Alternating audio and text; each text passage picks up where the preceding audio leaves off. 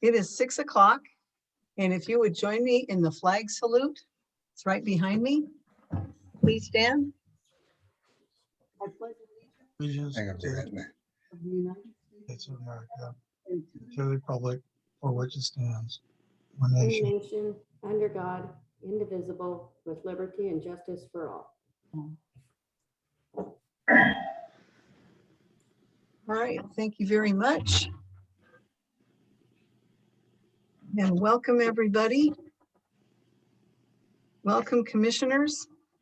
First Hello. item on the agenda is the approval of the agenda. Do I hear any changes or anything else, or a motion to approve the agenda as submitted? Motion to approve it as it is. Do I hear a second? And I'll second. Okay, all in favor signify by saying aye. Aye. Aye. Public comment is, if you would please limit comments to 3 minutes. However, Brad Carey had asked for 15 minutes, and Brad, because of the length of this meeting, we'll give you 10 minutes at the beginning and 5 minutes at the end, Thank you. if that's okay. Yeah, that's great. So Thanks. you're first if there's Okay. anybody else. Comment. Thanks. Go Hi. ahead, Brad. Good evening, commissioners. Hey, so we'll start And off. Brad, you are being recorded just because I think you came on late, but it's being recorded. I just want to let you know. Okay, good. Yeah, I don't have a problem with that. Anyway, we'll just start off with the RCW 5308040, section 4. And, I believe in repetition, as you probably know. So again, I want to reiterate, the RCW statute's pretty clear.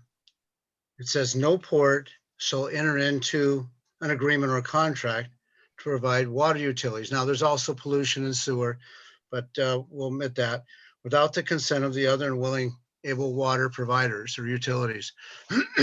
So the Port of Allyn,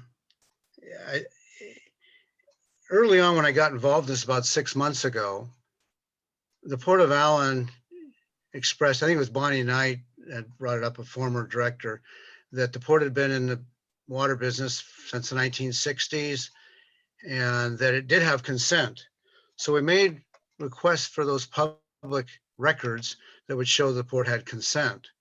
It turned out the port did not have consent. Well, later, within the last 3 or 4 months, we've determined the port did not have consent. And so at this point, I've requested the port either go out and get consent to comply with the statute or to surplus and divest itself of its water system. And I still feel that way. I think that's very, very important. I've run this by several attorneys that I work with, and they also feel the same way. They feel the statute's fairly clear, and it says no port shall enter into agreements or contracts.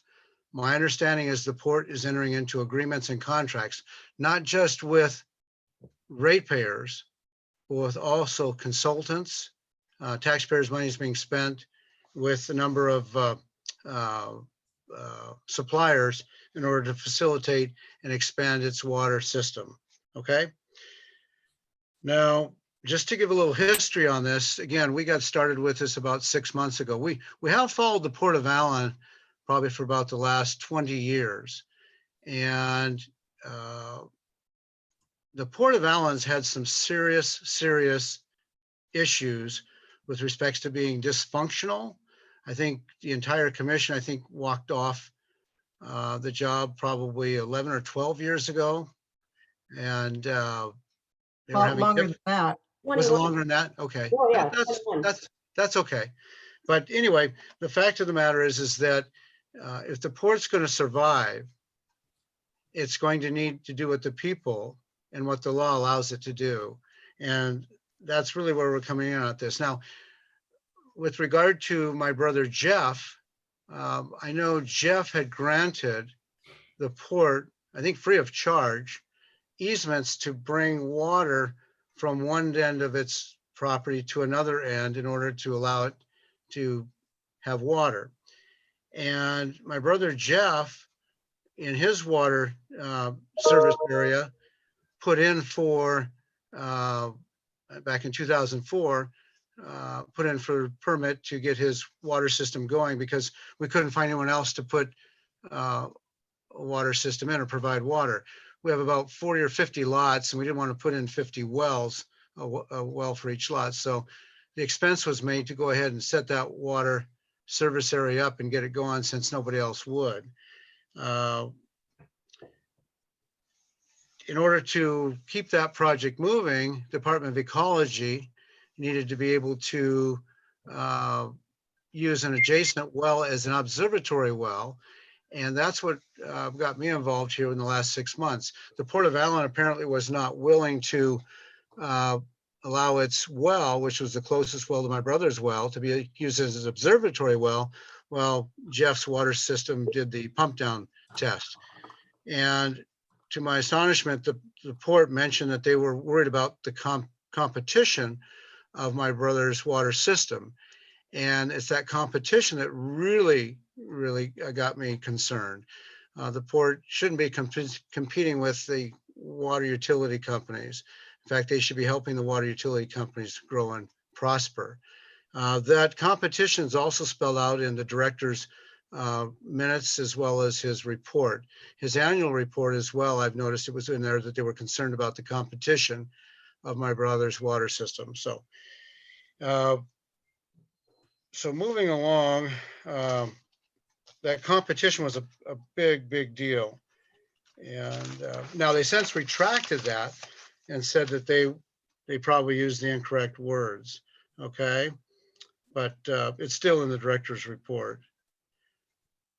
All right, so the other concern I have as a taxpayer is that I believe, I think it's been verified, that money collected under Title 53 has been misappropriated and spent for Title 57 activities. Now, I've asked for the accounting codes and the registers that show what's going on, but it doesn't spell it out. I'm very concerned that Title 53 revenue is being spent on Title 57 expenditures, both capital expenditures as well as expense expenditures. And I think everybody would probably agree that's been happening in the past. No, it hasn't. Okay, but well, okay, I'm the but bookkeeper. I hear you, but I think we can agree that it has happened in the past, and it may not be happening now. Okay, but I say it appears that it's been happening in the past, and we can get into the books to talk about that later. So if that's in fact true, then those monies need to be paid back, need to be pulled back from Title 57 and put back in Title 53. So now the port went through and asked me to reduce all my questions to writing. What's happened is I ask a lot of questions because as I start to get involved, I realize I need to know what's going on. And when I ask questions, if I can't get those questions answered, then I'm forced to make a public records request to ask for the documents that will answer those questions. That's a real hassle for me to do that. And I think it's a real hassle for the agency to also have to respond to those records requests.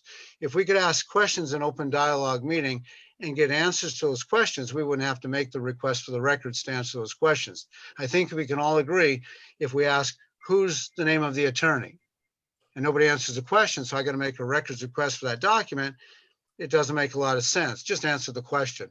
Now, I did reduce my questions to writing, and to date, I have not received any response from the port with answers to those questions. In addition to that, they did have Endurus employ the services of Chris Curley.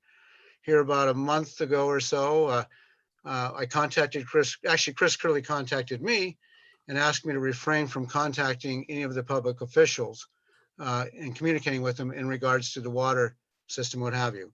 I contacted him immediately and had a discussion, a very frank discussion with Chris Curley about the fact that his letter was probably not appropriate and also went to the degree of possibly even violating civil rights. Anyway, at the end of the day, and if he's available today, we can talk about it.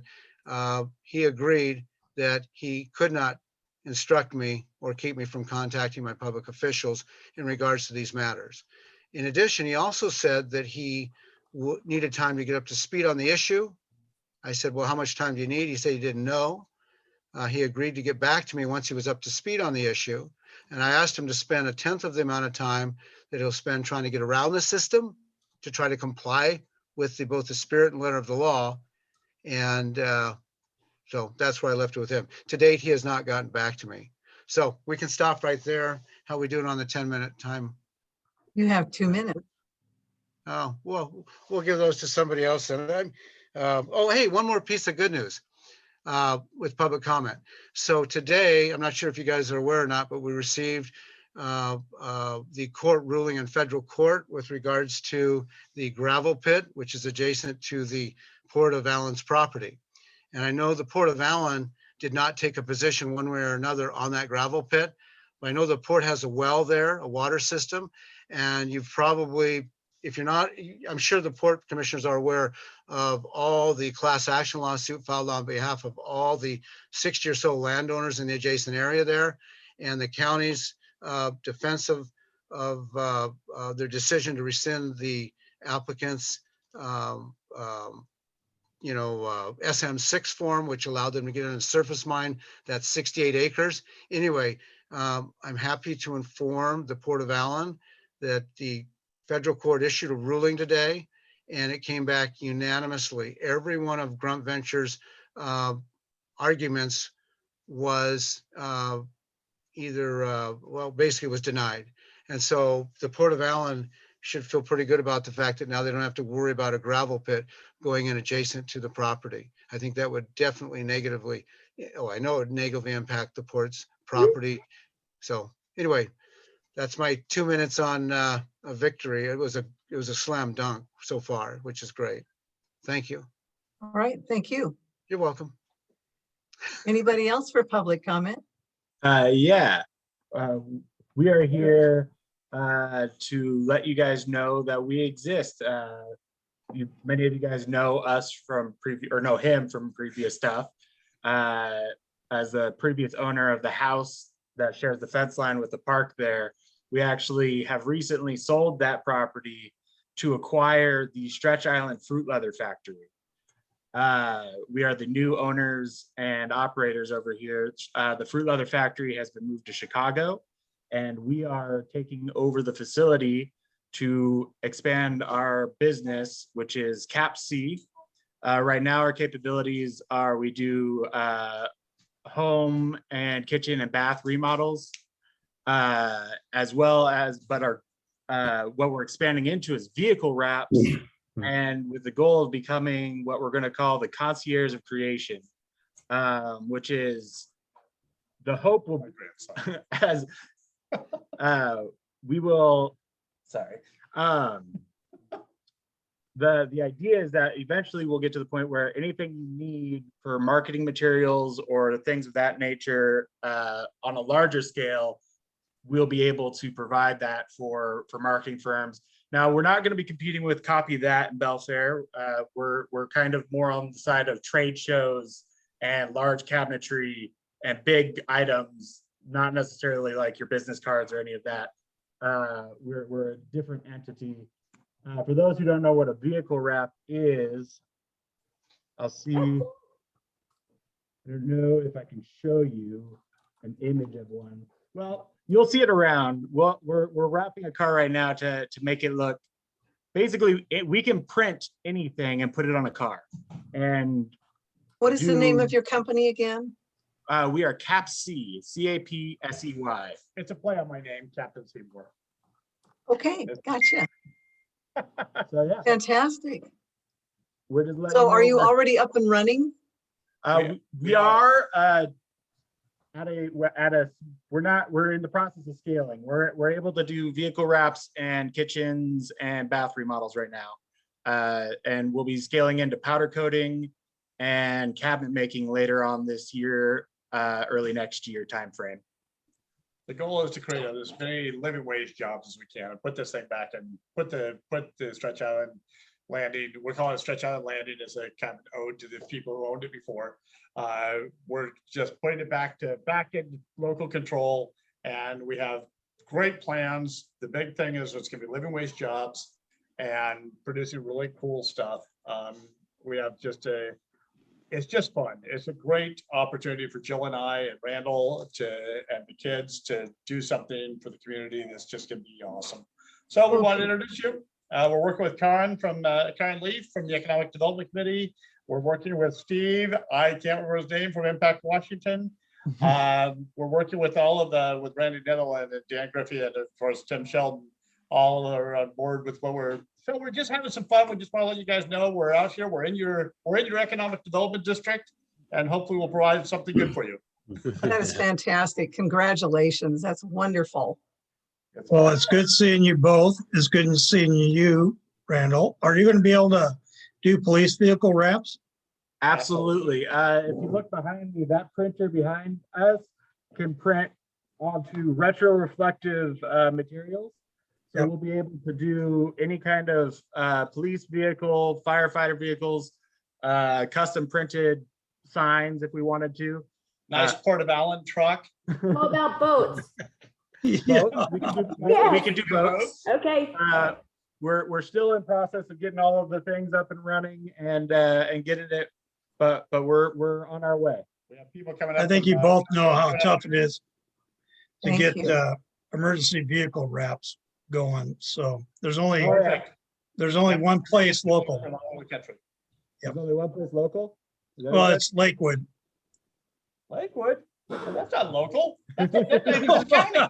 That's local for us. I lived there one time in my life. I'm from Allen now for the last 22 years. One of the things that really excited us about this facility is they have a giant warehouse that can easily accommodate a semi truck or a bus if we wanted it to. Yes. Fantastic. Yeah, Excellent. it's fun. It's fun. We're really excited. Really excited. Congratulations. And I'm so glad to Thank see that. That's awesome. Thanks. Yep. Thanks, everybody. Thank you so much. We hope to hear more from you. Oh, you We will. will. Okay, moving forward then, any other for public comment? I don't have public comment, but we didn't approve the vouchers. No, I'm working that right now. Okay. Yeah, we're going to the consent agenda items. Okay. I right don't now. have the agenda in front of me. The first thing is the approval of the regular meeting minutes of May 5th.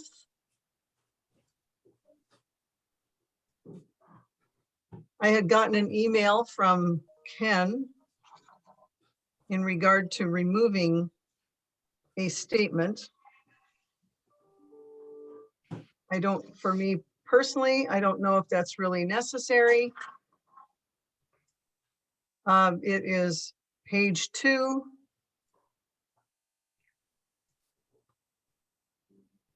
You want me to read it? Or do you guys, did you get it? Both of you? I've got it. Ted, you're muted. Ted, you're muted. Any comments? No, I'm sorry. I read it earlier. I'm just trying to refresh my memory here.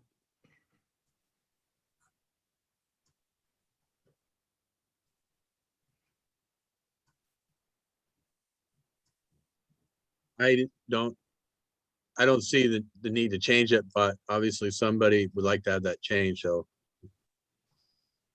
Well, I don't feel it necessary to be changed. I mean, it's not detrimental Anybody. to the minutes. Oh. Pardon, go ahead, John, what? No, I agree with you. That's all. I agree with you. I just don't, with the exception of the concern, I didn't really understand what the concern was. So. Okay. Do I hear a motion to approve? I'll second the motion. I read it earlier. I'm just trying to refresh my memory, but I'll second. Well, we don't have a motion yet to approve of them. I thought John just made a motion. Oh, did you, John? Sorry, it was more of a discussion, but I'll make the motion to approve. I'll approve them as Okay. they are. Okay. And No. Ted, you seconded? Yes. Okay, all in favor signify by saying aye. Aye.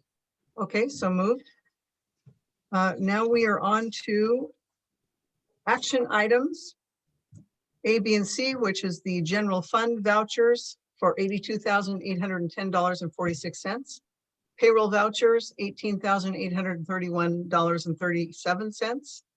Water fund vouchers, $448.29. Do I hear a motion to approve action items A, B, and C? I'll make a motion to approve A, B, and C action items. Okay, do I hear a second? Yeah, I'll second it. I see no issue. All right, all in favor signify by saying aye. Aye. Aye, so moved. On to commissioners' reports. Who's first? Who'd like to go first? Well, I guess I'll go first, even though I'm number 3. All right, go ahead. All right, it's just real simple. There were 2 things that aside from some of the serious matters that we're going to be hearing tonight. Over the last month was obviously the Memorial Day was really fun. I brought my wife, which was a big deal for me, you know, to be around a large group like that. And then also during that tenor of time, there was a World War II vet there that brought his vehicle in there. He comes every year, I guess. They did a wonderful job. The Allyn community did, the association. And I can't say that I've been a part of that very often over the years, but I sure was glad to be there this last Memorial Day. It was very cool. And then also I had the unique opportunity to walk through Captain Larry Seymour and Jill Seymour's facility up there at Stretch Island Landing a few weeks ago. And he went through in detail, and I'm excited for them, excited for the community.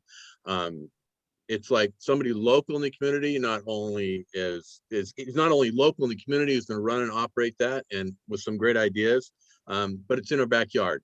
And he's, for historical reasons, and I know this from him sharing, he met with the owners at one time back in the day.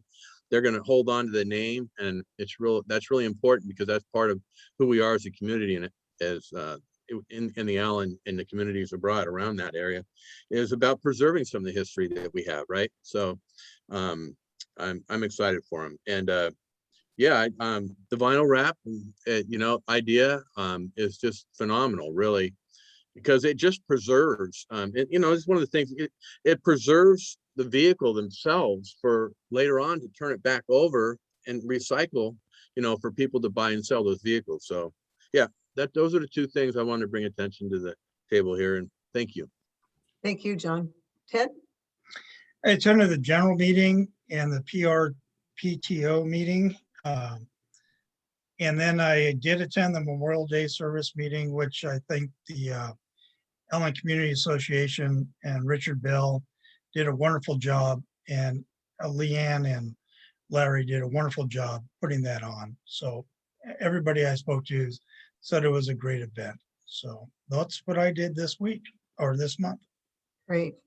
Mine's pretty short too. I did the general meeting, and of course I did the Economic Development Council meeting for Mason County. I'm still getting up to speed on it, getting to know everybody. And I think they're going to do great things. I know that Scott was on board too. He was really excited about the good work that they're doing.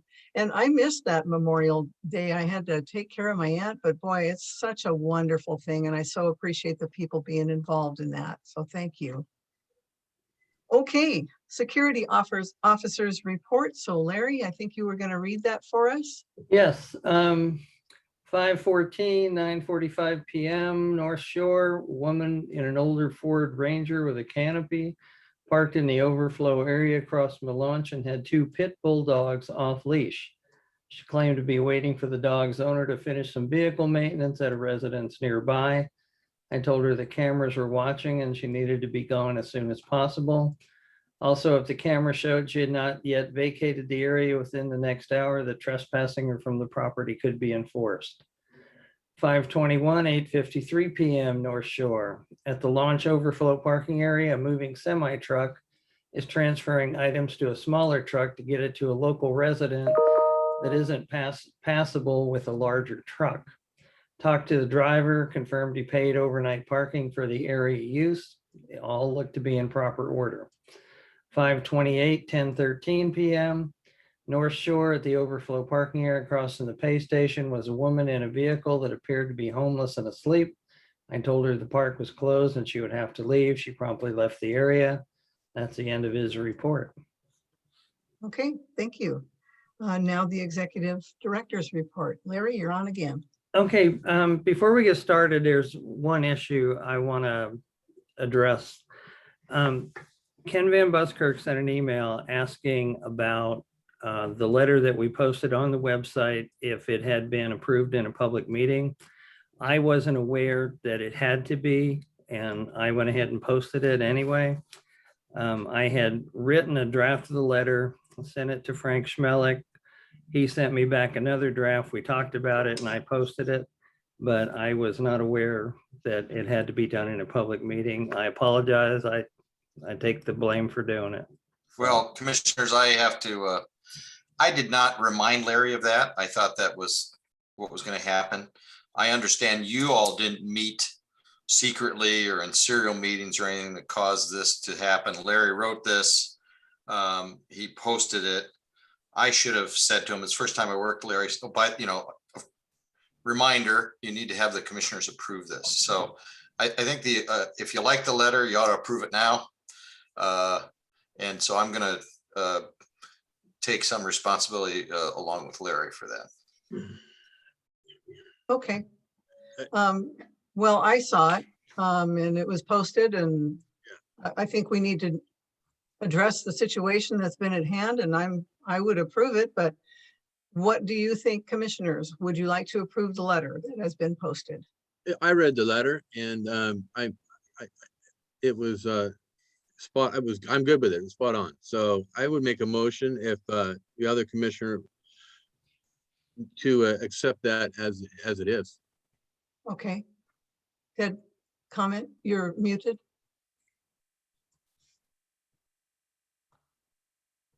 Mr. Jackson, okay. Ted? Yeah. I didn't like how the original email was so conversational or confrontational, excuse me. And I expressed that to Larry, but I did read the last email, or excuse me, the last letter, and I approved that letter. So I'll second the motion. Okay. And are you saying that the last letter is the one that was posted then? The on very website? first letter I didn't agree with because I thought it was very confrontational. Yeah, but the one that's on, that is That's what I posted. said. I'll second the motion to approve the last one. Okay. That Frank Schmelik. So, All in favor signify by saying aye. Aye.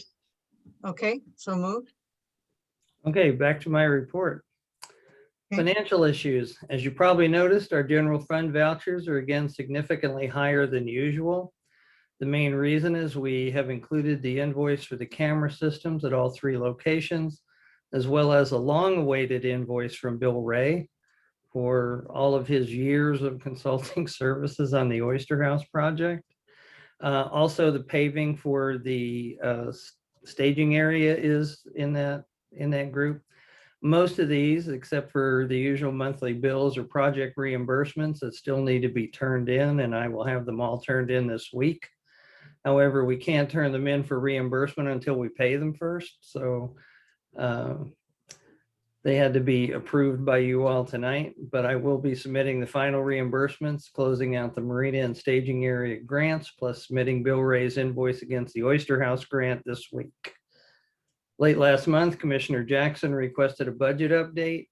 We can provide a current budget versus actual statement directly out of bias if you want it. However, a more accurate picture of our budget situation will be shown once all the project expenses have been paid and reimbursed. It is our intention, just as we did last year, to present a mid-year budget review at the July meeting. All of the reimbursements should be received by then, and an up-to-date snapshot of the current budget versus actual situation available. Our established revenue streams are seemingly going to perform somewhat better than originally anticipated and budgeted, considering the COVID situation. We continue to accept bookings for weddings and events at the gazebo, and business is picking up. We've booked a number of weddings and other events between now and September. Also, we're receiving more than anticipated booking for the marinas from Dockwell.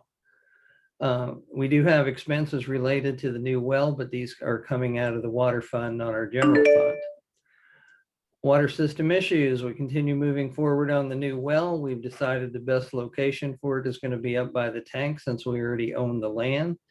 We've scheduled it to be surveyed to mark the property corners, and so we know where we can actually drill. That should be done before the end of this week. I haven't heard any more from James Thompson at WPPA about the potential federal funding for the well. Also spoke with Commissioner Netherland about the possibility of establishing a county-wide coordinated water system plan. He is open to the idea and will advocate for it with the other commissioners.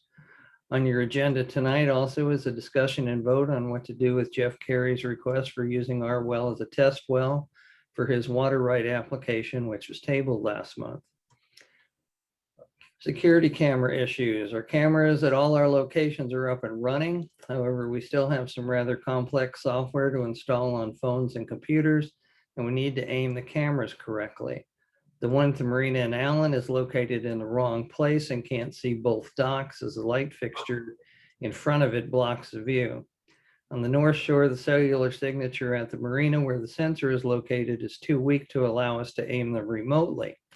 Moving it to the light pole at the launch ramp will solve that problem as the pod captures both locations.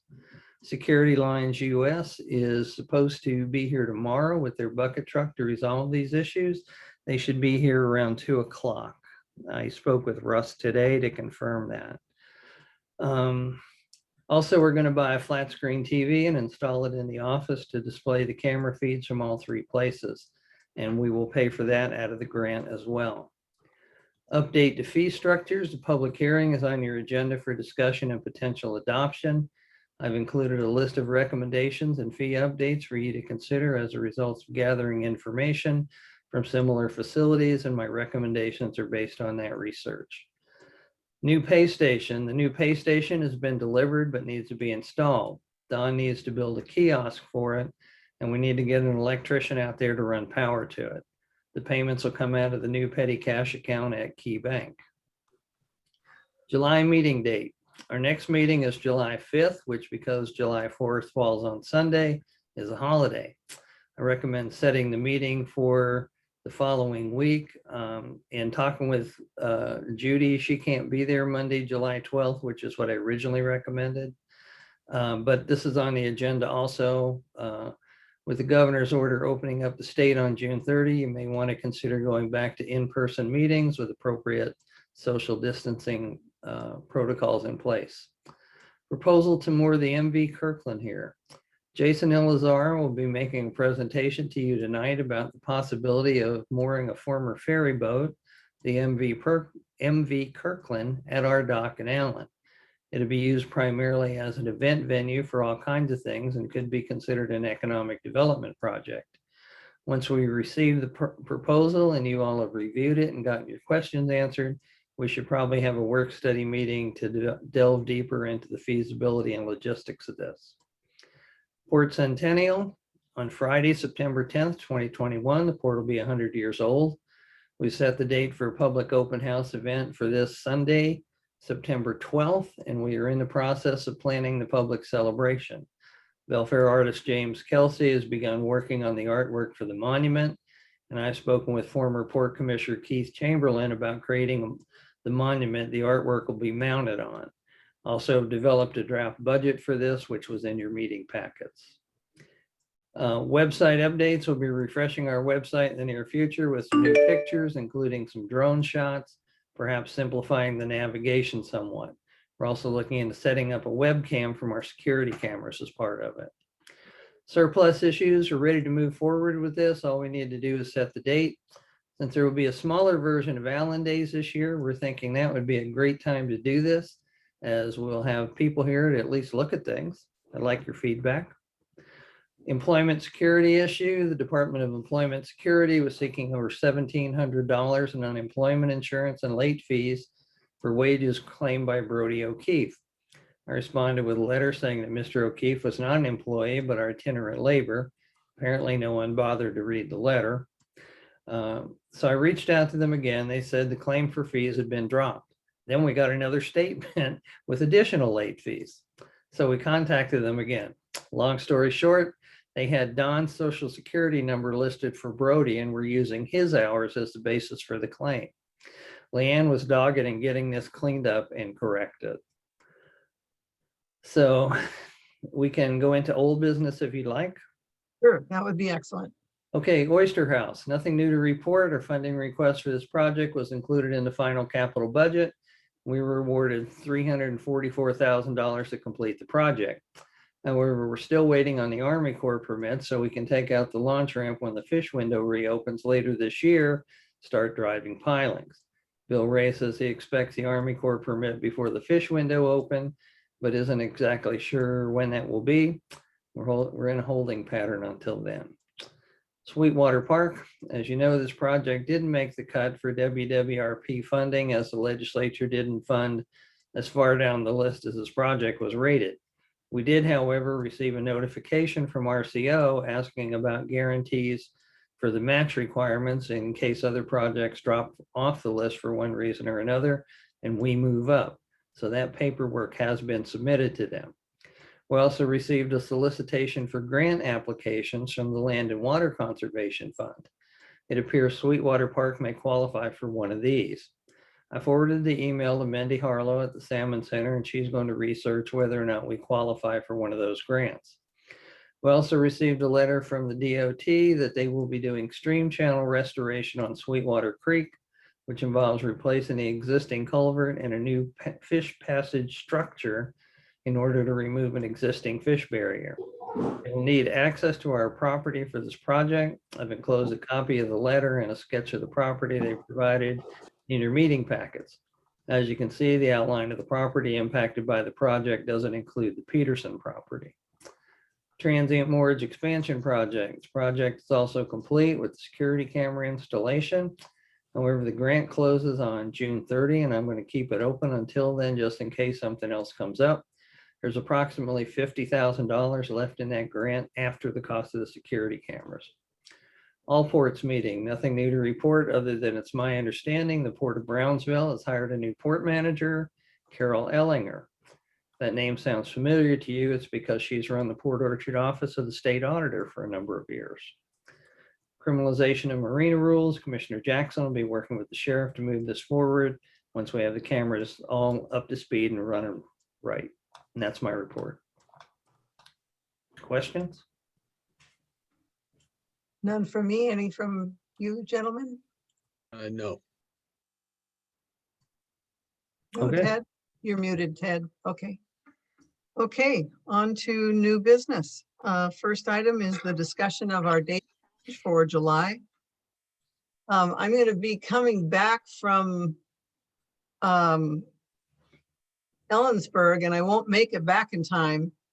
So could we make it for the 13th instead of the 12th, which is a Tuesday? I'll make a motion that we move the meeting in July to Tuesday, July 13th at 6 Okay. p.m. And How I'll about- second I'll second that motion. Okay, oh, excellent. Thank you for accommodating me. Yeah, Okay, absolutely. all in favor signify by saying aye. Aye. Aye, and thank you very much, gentlemen. Okay. There was a complaint. I don't see, is Ken on here at all? I don't think he's No, here. he's not. Okay. I see a complaint against the staff lodged by Ken Van Buskirk. I wanted to hear from him. We can go ahead and table that since he's not here. He's at a meeting for EIS, so let's go ahead and table that. Unless you guys wanted to talk about it. What he basically said is I muted him during the last meeting, and I did not. The video will prove that if you want to go and review the video. I mean, he was fooling with stuff. I think he muted himself unintentionally, and I was trying to unmute him because he was trying to talk. But, you know, that's all there is to it. If you watch the video, you see I didn't have anything to do with it.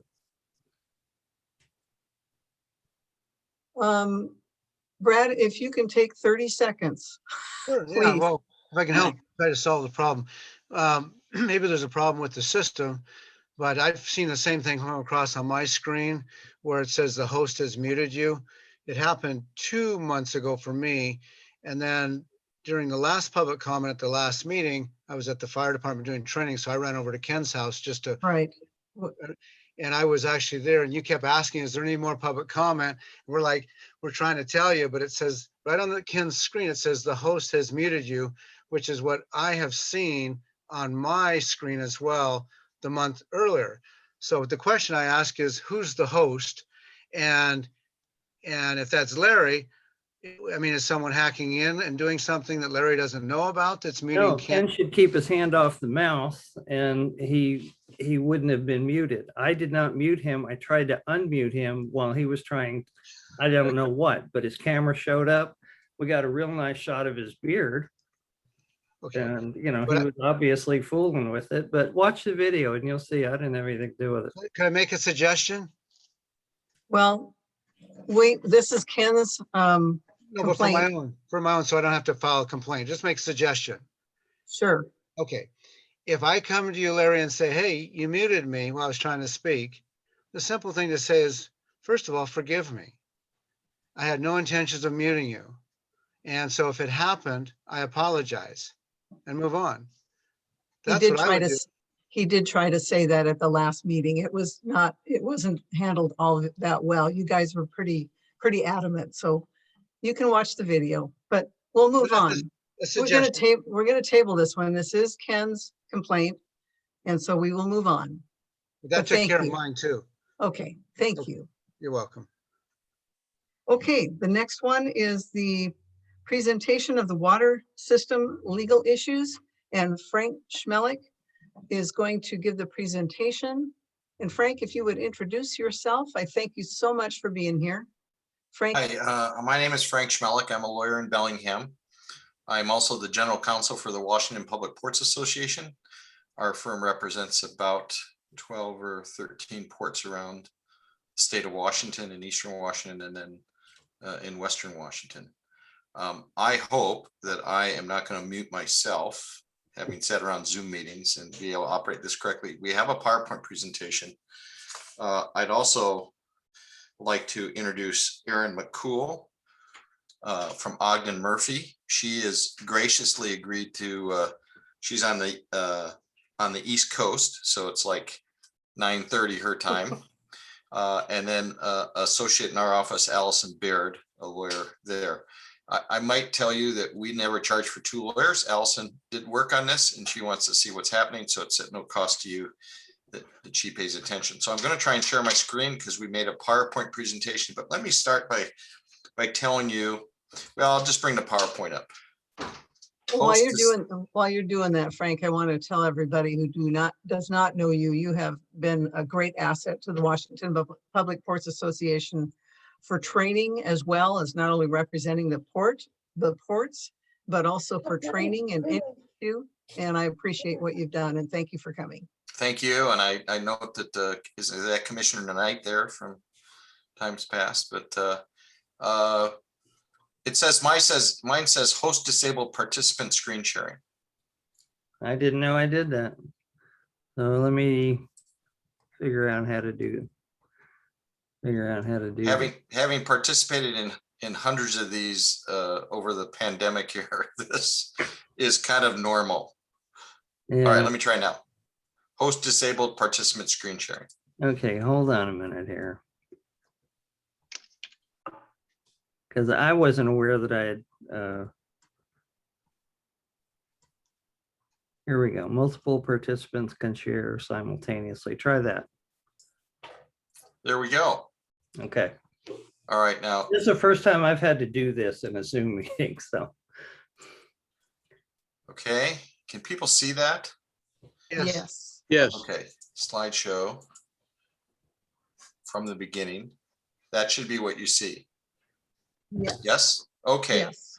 So I first got contacted by your executive director, and I was not aware, nor have I ever followed the water system issues in your port district, and asked quite honestly, just take a fresh look at this. Just look at this.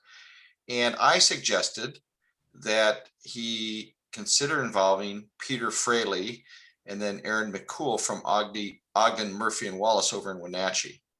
And the reason for that is that we can look at this from a municipal law standpoint and I hear the citizen quoting RCW 53.08.040. And we can look at the documents on water issues, but Peter Fraley and Aaron McCool are really experts on water law. I always tell people in Western Washington, most of the water law is how you get rid of water on your property without being sued by your neighbor by diverting it to their property, where Eastern Washington, it's how to hold on to the water that you got a hold of. So it's kind of a different thing. So I will it- say I've litigated both of those issues on the east side of the state. So, and I'm going to try and do this now. So with that in mind, we also were aware of opinions by Bob Houth, who was a longtime assistant attorney general and a port lawyer, by Joe Brogan from the Foster Garvey law firm. And I see Joe here, a well-respected lawyer.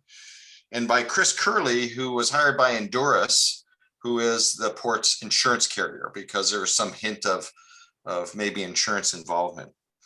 And so with that, we'll go. I already told you this. Pete Fraley is the co-chair of the land use and development practice over in Wenatchee, and he emphasizes water law. And Aaron's practice focused on water law and litigation. Okay, so there are those lawyers, and this is us. I represent governments throughout the state of Washington. Probably our firm represents maybe 50 fire districts, PUDs, cities, and ports. Have been my honor to be the general counsel of the Washington Public Port Association for about the last decade. And Allison is a member of our firm's port practice group. Okay, with that said, here was our task. We were each tasked to conduct an independent review of the legal basis of the Port of Allyn's existing and future water system operations. So we looked at all the documents. We tried to apply the law to the facts of the water system. We know port law pretty well, I think. I've been doing this for maybe 30 something years. And at least port law. And I talked to Pete Fraley, who does this work as well. He's also the general counsel for the Chelan Douglas Regional Port Authority, the newly created operating entity. And so we both kind of took independent looks at this, and from that we've created this PowerPoint.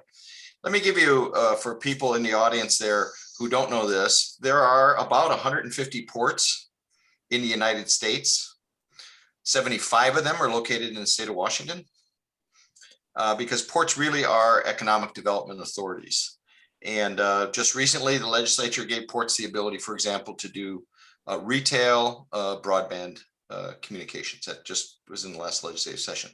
This law was one of the first port laws dating almost from 1911 when ports were formed. Okay, so with that in mind, we look at 53.040 subpart 1. It allows ports to create industrial development. And the broader statute deals with industrial development facilities. And this is part of it, water utilities to serve its own property and property owners, adjacent property owners. Now, there is 040, we're going to get to subpart 4, we're going to get to that. So we developed kind of the history of the port's water system. In 1986, there was no public water provider in the Allyn service area. And they sought to become the water provider in support of economic development and investment. And as I understand, it's been fairly successful. Provide adequate flyer flow to support future development in the area. Typical ports around the state, what they do, step in. You can go to the port of Whitman County now is advancing dark fiber out to remote areas of Whitman County, for example. So very typical thing to do. In 1986, the port first received a water right from DOE for a well. And in response to a community survey in 2001, the port began expanding the port water system to address growing residential and commercial concerns. Now, maybe Aaron can comment on this as well, but this was a very open process from the documents we looked at. And there was then 2 private water suppliers. There was the Lakeland Village Water Company and the Washington Water Service Company. Those were the two providers that one would think could have provided could have provided water service. Aaron, do you have a comment about that? Yeah, from the documents that we looked at, it certainly seems that Lakeland and the other Washington Water Services Company were in fact encouraging the port to develop this water system and coordinating with them as early as the early 2000s. We did look at one of the interesting documents that I looked at was a letter of intent to enter into an intertie agreement between the port and those two water systems. And so intertie agreements are generally where water systems, over here we have a regional water system for both Wenatchee and East Wenatchee and some of the valley. And they intertie their systems together for emergency use, usually for fire suppression. So it certainly looks like those water systems were coordinating and potentially even entering into agreements with each other as far back as 20 years ago. It looks like Lakeland and Washington Water Company certainly don't have any objection to the Port of Allyn's water system. I will say, Frank, one thing I don't know is if we could even make a determination that Lakeland and Washington Water are substantially similar systems to the Port of Allyn. That is information that I don't have, but I don't know that it's necessary for our opinion. Yeah, let me jump in on there. I heard the Sure. gentleman speak about consent. And consent's we deal with consent all the time in the law. Consent's everywhere. It's in the criminal law, it's in the civil law, it's everywhere. Consent's a big deal in the law. And I think the conclusion that show me the document that says consent in many areas of the law you would never see. You would see actions of the parties, subsequent actions of the parties, failure to object, all leading to an idea has there been consent? And we have the benefit of going back and looking at hindsight 2020. And we have the benefit of saying, we're really super smart lawyers. So had we been around back in the day, we would have had a written document that said it's capitalized consent, and it would have been notarized. But I'm being facetious because lawyers always look back at other lawyers' work. And we think it was our firm's opinion, and I think I can speak for Aaron and Peter, that there's plenty in the record to indicate consent here. There's very little in the record, nothing in the record to indicate lack of consent. So the law really, if you got into litigation, judge is going to look at that and say, was there not consent? I might also add that we looked at Joe Brogan's good work and Chris Curley's from Honduras, and we think they reached the same conclusion as well. We think Joe did an excellent job. So in any event, in 2003, the port adopts a water system plan, and then they file an application for a water right with DOE.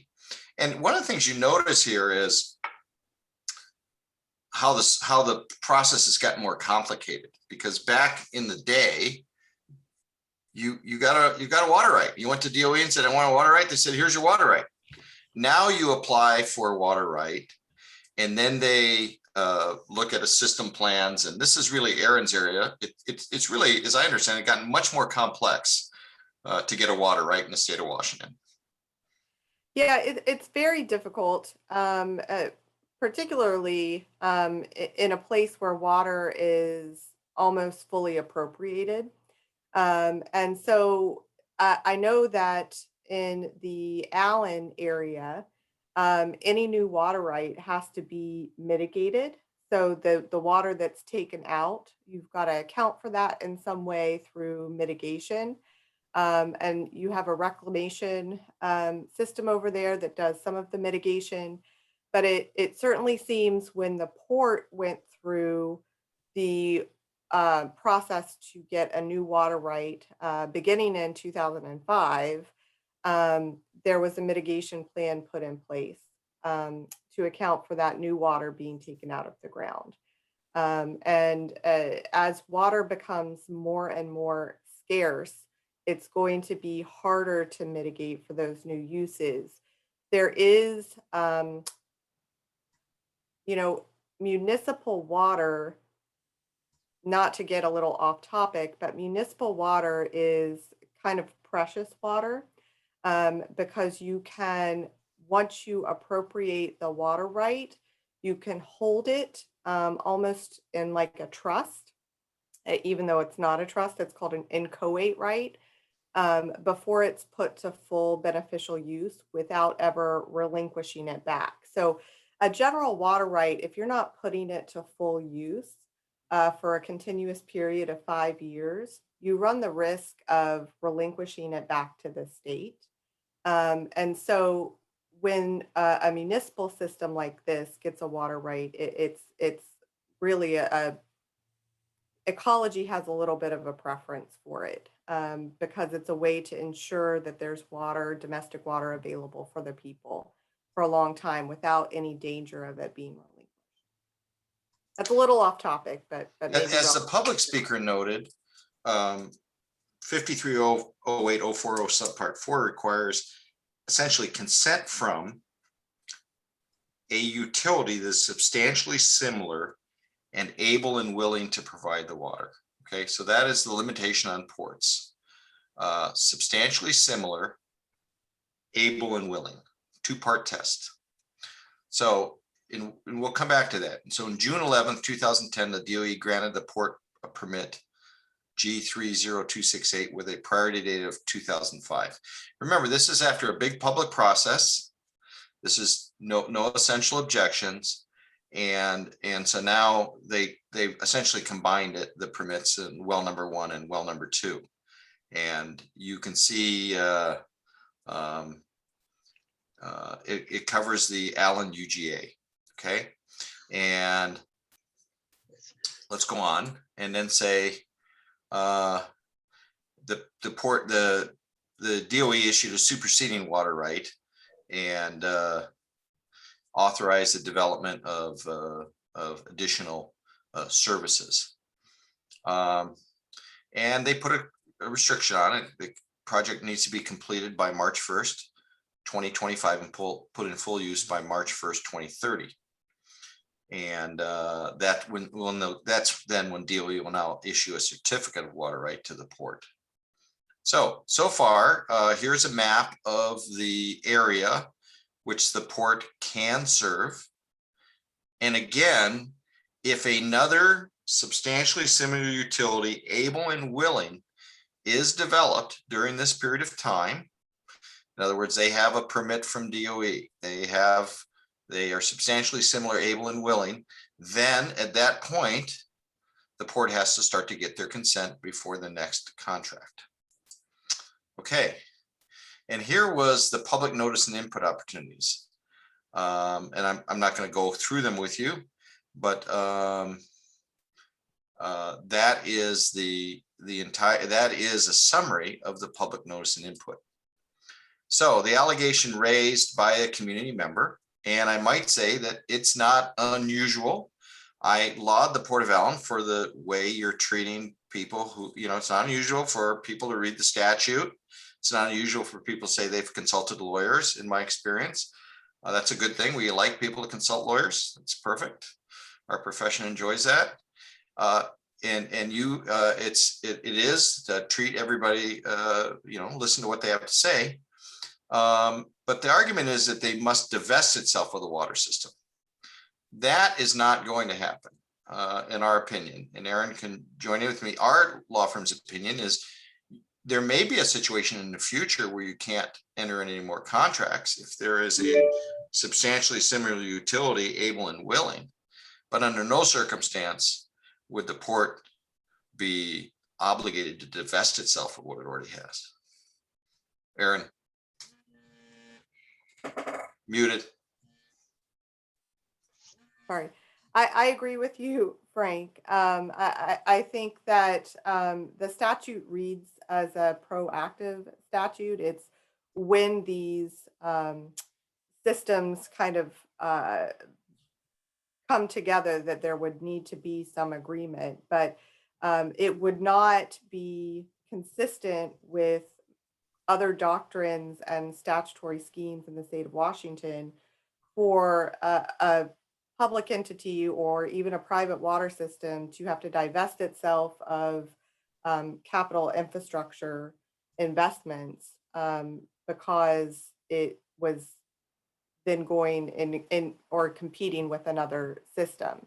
So if sometime in the future there is a substantially similar water system that is serving the same area that the port wants to move into, that would be an instance, I think, where the port would need to get some form of consent before entering into an agreement to provide water services. But I don't think that if a new system comes up into an area that the port is already serving, that there's any legal argument that would require the port to remove its infrastructure and divest itself from that service. Now, there is a community member that has applied to DOE for a water right within the service area, which would overlap with the port service area under its current water permit. Right now, I think that has a single well and it has about 14 hookups left. And so if DOE were to grant that, and if that was to go through, that might change the analysis on a temporal basis. But right now, this leads into Peter Fraley's and Aaron McCool's conclusions. And then we'll go through our conclusions and then we can answer any questions you may have. Aaron, go ahead. Sure. So when Pete and I looked at this, we looked at a lot of the information that Frank's already gone over tonight, and we looked at the open and transparent manner in which the port operated over really the last 20 to 25 years. Everything that we saw went through a public process. We saw very little public comment in response to the open and transparent processes, including water rights applications. A lot of the water systems that exist in Allyn, so Lakeland, Washington Water, and then the Group B water system that Frank just mentioned that has about 14 connections, were all mentioned in the report of examination by Ecology for the port's application for the new water right. All of those water systems had a clear and direct opportunity to comment and did not. So it has been a very, very open process. We have not seen until recently any objection or public comment to that effect. It does also appear that the port's the only public water system currently in operation in the UGA. The Mason County Comprehensive Plan does express a preference for public water systems. And that was also another open public process, the adoption of the comprehensive plan. It appears from the record that any other water utility is already expressed consent, whether it's implied consent or can be inferred, or even if we may have some evidence of express consent through letters of intent to enter into intertie agreements. I think that's fairly strong evidence of cooperation and acquiescence to the Port of Allyn system. Again, it's unclear if any water system will ever be substantially similar or able to provide water service to areas within the Allyn urban growth area that the Port of Allyn water system can, but If at some time in the future, there is a substantially similar water system, as I said before, that is able to provide water to folks that are not already connected to port water systems, then the port may need to obtain consent before providing water to that particular area. So as it appears now, we've concluded that the Port of Allyn and their water system is operating under the authority and in compliance with RCW 53080404. And it appears to be in compliance with all of the Washington Department of Health and Department of Ecology requirements regarding the water system plan. So we, Allison and I, looked at this, and I might say we each inserted our slide, so it was a completely separate process. We concluded that you have the legal authority to operate a water system under 5308-040 subpart 1. It's the exercise of your authority is consistent with the port's historic mission to provide economic development in the port district. The current expansion plans, in our opinion, have been conducted according to law. And we believe the arguments raised by the opposition are not well grounded. Consent was obtained from water sewer utilities that were arguably substantially similar and able and willing. And more than just a well on the property. To be substantially similar and able and willing, you have to have a DOE water permit and a right, and you have to have a approved plan. And so we understand that another system has applied to DOE, and DOE will take its course in that system and see what happens at that point. But right now, looping back, I guess, we note that Chris Curley, who was retained by Honduras, reached the same conclusion. And before that, even your really fine general counsel, Joe Brogan, reached the same conclusion. So now you have 4 law firms. And I think those of you who've known me in the port industry, I would have told you if I thought there was a problem here.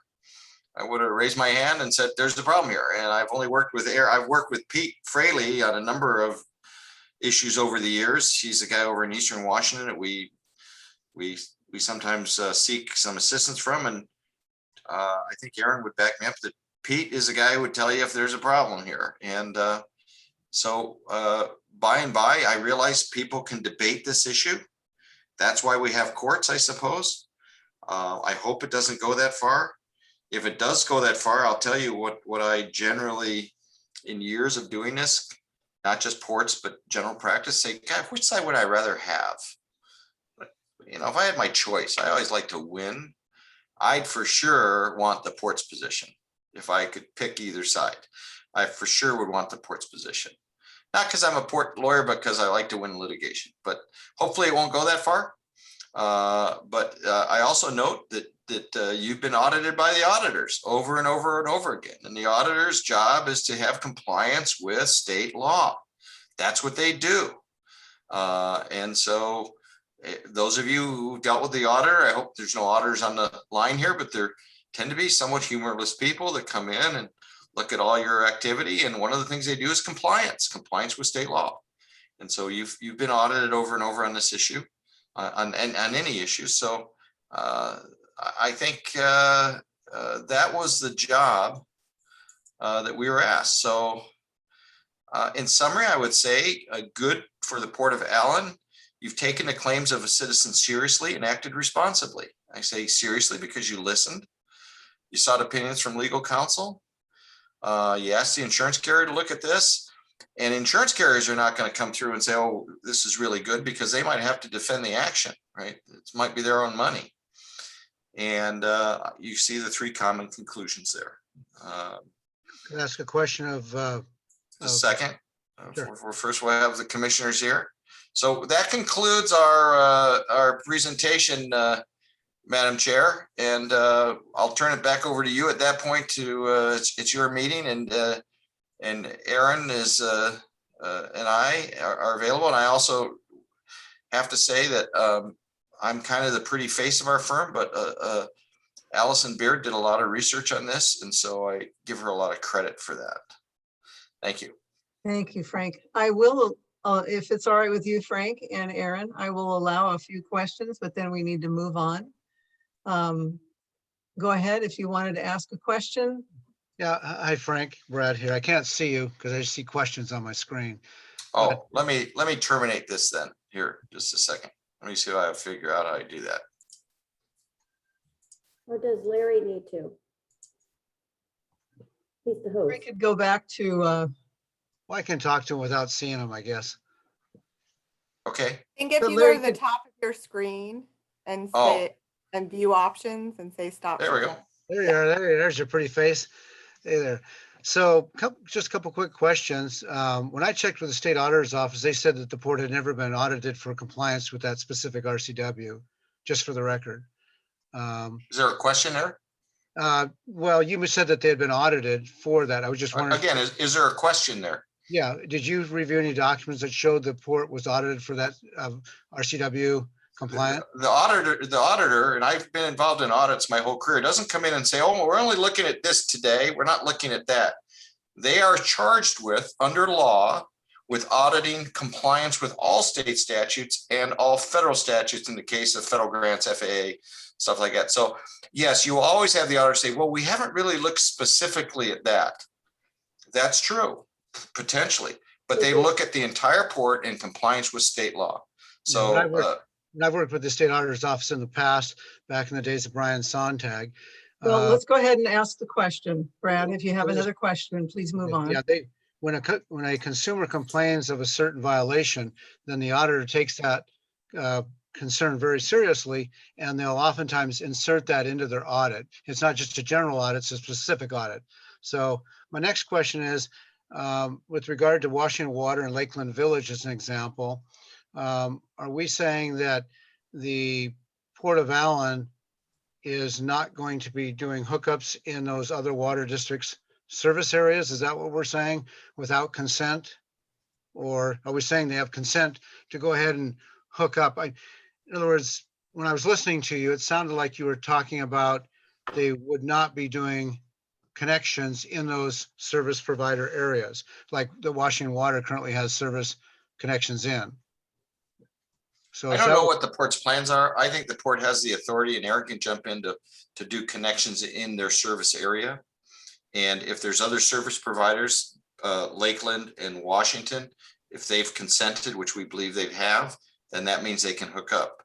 Okay. If So there's a new water system substantially similar, able to provide, then they'd have to go seek their consent. Okay. Yeah, and I would say that the Port of Allyn's water service area is the entire urban growth area for I Allyn. saw that, the entire UGA. And so what they're saying is that encompasses Lakeland Village, encompasses Washington Water, the way I've looked at the UGA area. In fact, it goes all the way into Belfair with Belfair Water and what have you. Sure. Yes. And that was approved in two different places. So when the Port of Allyn got their water system approved with the Department of Health in 2018, I believe, I'm sorry, I don't have my document in front of me, but I believe it was 2018. And the new water right that the superseding permit was issued in 2020, both intended to cover the entire Allyn UGA. I saw that. So Judy? Yes, I've got two last questions and then I'm finished, if that's okay. make them quick if you would. We have others that need Sure, comment. that's fine. Yeah. So if it's implied that consent was given or the port feels it's on solid ground by the fact that they haven't received non-consent, for lack of a better definition, is there any danger to the port? It wouldn't be prudent for the port to go to both Washington Water and Lakeland Village and URAC water systems, and maybe even Belfair Water, and ask for consent now, so at least they have it formally on record? I wouldn't. I mean, obviously it's up to them. That's a business decision. I would not. I believe they already have consent. Business. And if you go and ask for consent now, and what do you do if somebody says, well, no, I've changed my mind. I don't no longer want to give you consent. But what would be the problem? What would be the problem with that if they didn't give consent? Well, I think they gave consent, so I disagree with the premise of your question. Okay, well, okay, so then the last question is, how about revenue expenditures? Because that's another concern I have, is that if the Port of Allyn is taking Title 53 revenue and using it to subsidize Title 57 or water utility type connections and ratepayers, is that a concern that I should have, or how would you think I should address that, Frank?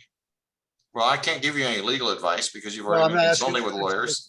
I don't have a problem with a port under Title 53, which is the port statutes. Title 53 of the revised code of Washington, spending its money on a water system, and has the right to do so under 538040. There is no prohibition that says you can't use port money to do that. There is no prohibition about that in the RCWs. Now, having said that, I haven't researched that very issue. It's the first I've ever heard of an issue raised like that. Title 57 deals with sewer and water districts. It's a completely different animal. Just so you know, Title 52 is fire districts. And so I don't see a situation where a port can't, within the sound discretion of the elected public officials, spend their money on something authorized by statute. It's authorized under 538040. The only curb lines to spending money is gifting of public funds or spending it in a way that's against a statutory prohibition.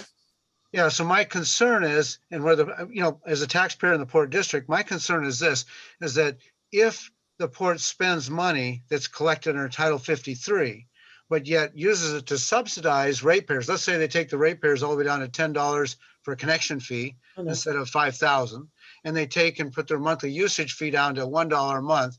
What I'm trying to say is they could take Title 53 revenue from their entire Port District and use it to subsidize or reduce, and that wouldn't be fair competition. Do you see what I'm trying to say or not? I understand the argument. Okay. It doesn't have a basis in the law. Okay. That's what ports do. Ports collect revenue from their taxpayers and they use them in a way that the elected public officials think will benefit economic development, trade and tourism, marina development, pollution control development. The curb line on that is gifting of public funds. So if you take a premise where somebody says, okay, I'm going to only charge you $1 for all the water you want to use in the world, Right. that might be gifting of public funds. Right. But it's a more complex analysis. Gifting of public funds is a violation of Article 8, Section 7 of the Washington State Constitution. It's a complex analysis, and it's just not subsidizing something. All you have to do is go around the state and look at marinas and the marina rates.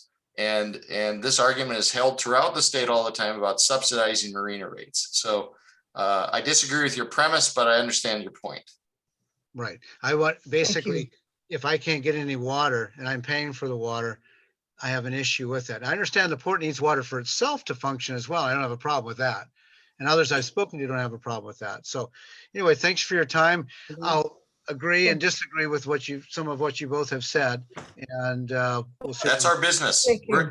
Go ahead, Aaron. If I could add just one more thing, because I do think it's illuminating that I think at least part of the issue that you've raised today has already been addressed by the courts back in 1992 when the Port of Seattle got into a dispute with a neighboring water district. And the Supreme Court has said that the ports have authority to operate these water systems.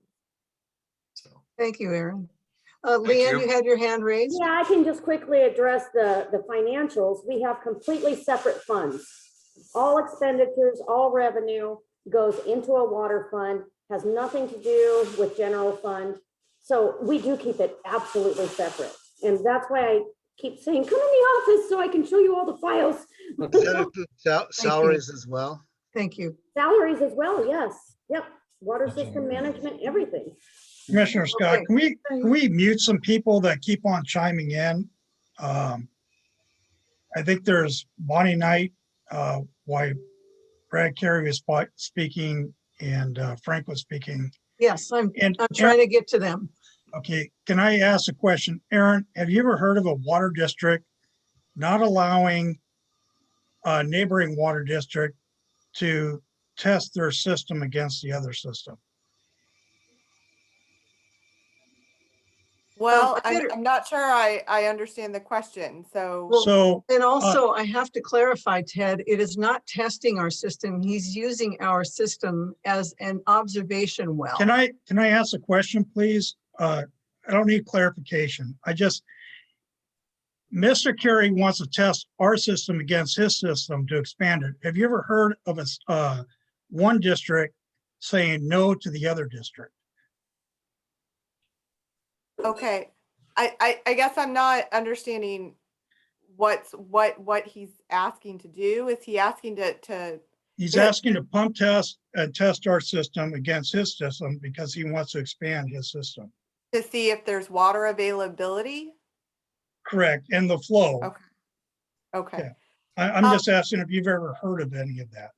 So, I would say I'm not sure that I've ever heard of water district to water district or water system to water system doing that, but ecology does require proof of water availability before Correct. it will move forward with a water development permit.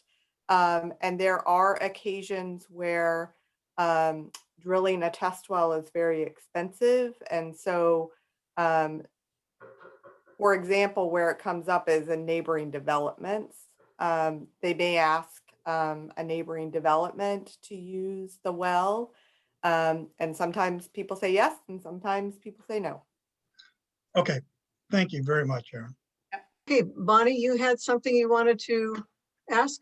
Yeah, there was just a couple points of clarification. I'm on the work on the agreement with Lakeland Village and Washington Water. And it's on record that they were both out of water rights long before that. And in fact, early on, Washington Water had approached the port about taking over his because they were out of water rights.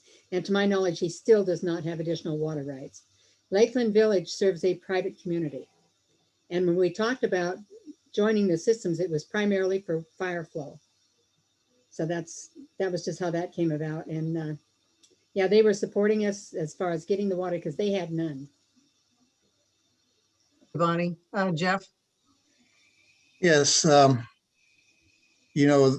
Washington Water did get is either 60 or 80 acre feet of additional water rights, I believe, in 2007 or 2008.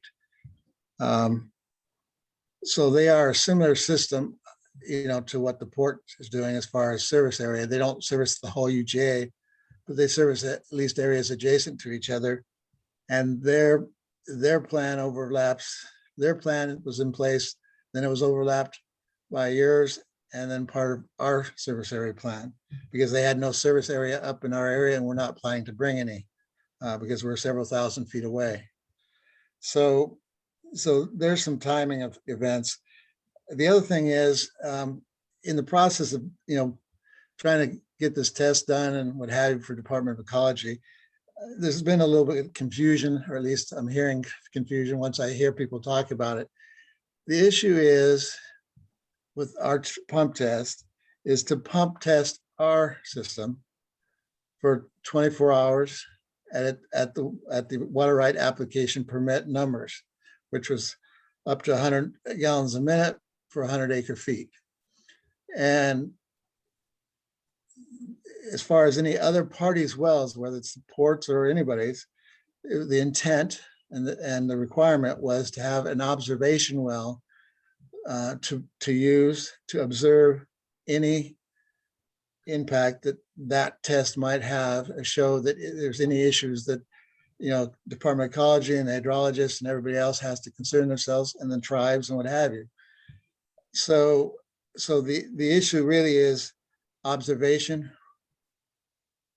for use of and basically it's the feel of most of the hydrologists that when it's all said and done, there's going to be minute impact. The problem is it has to go through the process and proven that there is no impact, or if there is, how much and what we would do or who would do what to mitigate.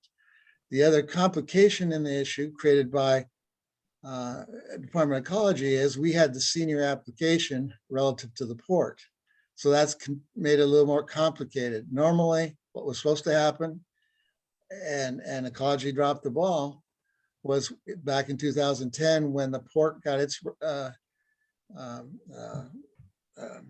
report of examination. The intent was to bring ours on because that's what the ecology funds through the grants and the programs, because basically the port paid to get moved up in the priority to get its water rights back in, back there in 2010, or well, I guess it would have been probably in 2008 or 9, because then they went through the process in 2010 is when you had the report of examination. So anyway, that's some of the background to that. And finally, I mean, I appreciate the fact that the port doing research to determine what, where it's legit, where it's not legit, or what have you, and to make sure the port's within the RCWs and meeting code. Just personally looking at what's being said, it seems, given the duration of time, the analysis to this point has been, and to my observation at least, has been very trite, because there's been all kinds of discussion when Bob Houth was your attorney, what the port was going to do, what wasn't. Many of those are the issues that led us into going to the application to get water rights, because the port at that time did not have a plan to service the entire UGA.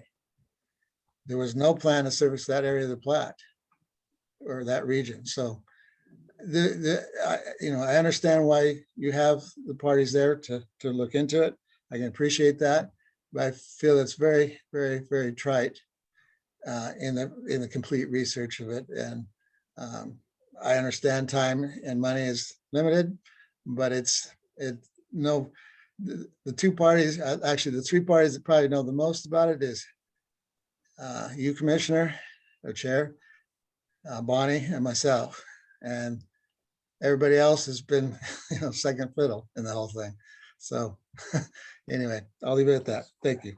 Thank you, Jeff. Any other comments? Can we move on? No comments? Frank and Aaron and Allison, thank you very much. Thank you for your input. And Joe, thank you. I didn't hear Joe. Thank Well- you, commissioners, for listening to our presentation, and I think we've done what you've asked us to do, and if anything else comes up, please don't hesitate to call. I think it's clarified a lot for, the new commissioners as well. Just, it's clarified a lot, I think, for everybody, and I appreciate it. And I want to thank Larry for taking the effort to making sure that we are on task and legal, and it may have cost, but in the long run, at least we know we're on the right track, and I appreciate it. And we did listen to you, Brad. You brought up good points, so we've addressed those. I think if you want to pursue more, you might have to pursue it, legally. So we can move on, and I hope to get to some kind of a decision for Jeff tonight too, if possible. So with that being said, thank you. Thank you, Frank, and everybody. Thanks, So the guys. next, Thanks for showing up. yes, so for the next item on the agenda, Judy, yes, sir. before you move on, I would like Joe to stay on while we address Jeff's issue. Okay, very good. Thank you. Okay. Sure. Well, and everybody's welcome to stay on too if you want. Thank you. Okay, but the next item is the public hearing on the rate adjustments for the port facilities. So I'm going to open up the port public hearing. I'm going to close the regular meeting, open up the public hearing for the, see if I can get this right, rate adjustments for the port facilities. So do we have any comments on the rates from the What are public? they? $50 a month? Say that again. I'm sorry, what are the rates? $50 a month? This is for the public facilities. That means the gazebo, the Oh, moorage. Yeah, the gazebo, the moorage, the launch fees. And the commissioners have looked and viewed, I think you've looked and viewed at all the new rates that are suggested. And we've had a chance to take a look at those. And we did discuss them on the last meeting, May 3rd. So do we have anybody else who would like to comment? Richard, do you have anything, Richard Bell? Bonnie? Anybody complaining about the rates? Not complain at all. Okay. I Okay. just, yeah, it's, Well, Couldn't have I'm, found on mute there. thank you, Richard. Okay, well, commissioners, have you had a chance to review, you have had a chance to review them. Do you have any comments or would you like to make any changes? Oh, Bonnie, did you have something? I'm sorry. No, just, nope. Okay, commissioners, any comments? I don't have any comments on the marina rates that we have proposed here. So you're asking me? Okay. I don't have no comments on that. I Okay. think they're good personally, so. Ted, you're muted, by the way. Sorry, I was listening to other people talk over each other, but I would like to make sure we have policies on alcohol. I thank you, Larry, for putting that in the proposals, that we need to have policies on alcohol and everything else down at our gazebo in a Port of Allyn. Those are pretty simple to do. We So already have them. why do we say that there's no policies on this proposal, though? You say Port of Allyn comparison, Yeah. alcohol may be served, no policy, alcohol, only beer wallet. No, what it says is our policy about alcohol is the same as Fair Harbor and it requires a banquet permit. Yeah. All right, all I see is no policy on here, so. Okay, well, we could adopt one. I mean, that's not a problem. No, if we already have one, you just said we did, so that's, if we already have one, no problem. It just says right here, no policy, so. We don't have one about it being served by licensed bartenders. That was the thing, but you know, maybe just developing a general alcohol policy wouldn't be a bad idea. Yeah, I think we just, yeah, to protect ourselves, we need to have one. So Okay, other than that, I will do that and bring it back to you next month. sounds good. Other than that, I don't have any problems. So the rates, you're all Yes, I'm fine with the rates. okay. Proposed Then with, okay, with not hearing any more public comment, then I would like to close the public hearing and then open up the regular meeting, and then we can vote on accepting the recommendations. So there we go. Do I hear a motion to accept the recommendations for the renewed facilities fees? I'll make a motion to accept the adjustment. Okay, do I hear a second? Second. Okay. All in favor signify by saying aye. Aye. So moved. Thank you very much for your work, Larry, and for all the work that you've done on comparisons and everything. Okay, next one. Boy, thanks for being patient, Jason. Oh my goodness, that's a long meeting. Jason, this is Jason. I don't know how to pronounce your name. Can you help me? Yes, Judy.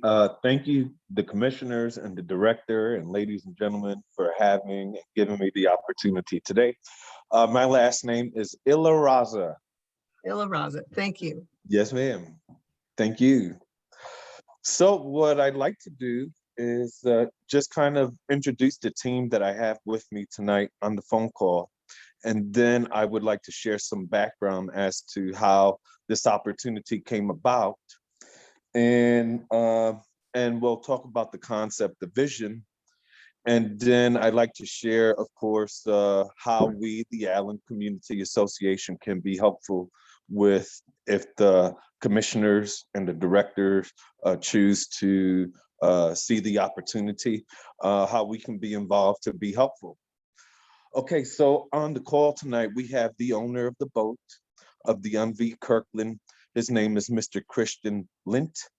We also have Bonnie Knight, who is on our board of directors for the Allyn Community Association. We have also on the call Mr. Richard Bell, which is the former president of the Allyn Community Association and still serves as a board advisor for us. And we also have Barbara Campbell on the line as well. And Barbara was our conduit. She's the one who had approached me about the opportunity. Barbara and Christian have worked together and they have facilitated events on the Kirkland.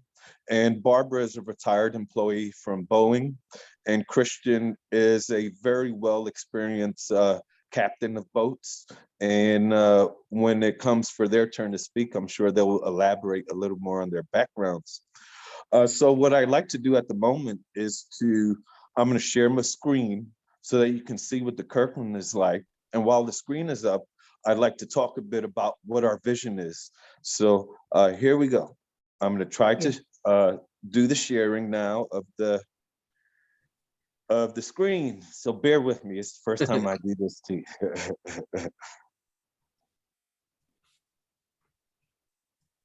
Well, let's see here. Not the screen. Larry, did you open it? Yeah. Yeah, it says multiple participants can share simultaneously. Okay, so here we go. I'm going to try to pull it up, and pardon as I figure it out here too. Oh, well, I think web you No worries, it's all right. Yeah, it's okay. So Patient. I just want to make sure that you've got I just want to make sure he's got the freedom to do that and he's not. Oh yeah.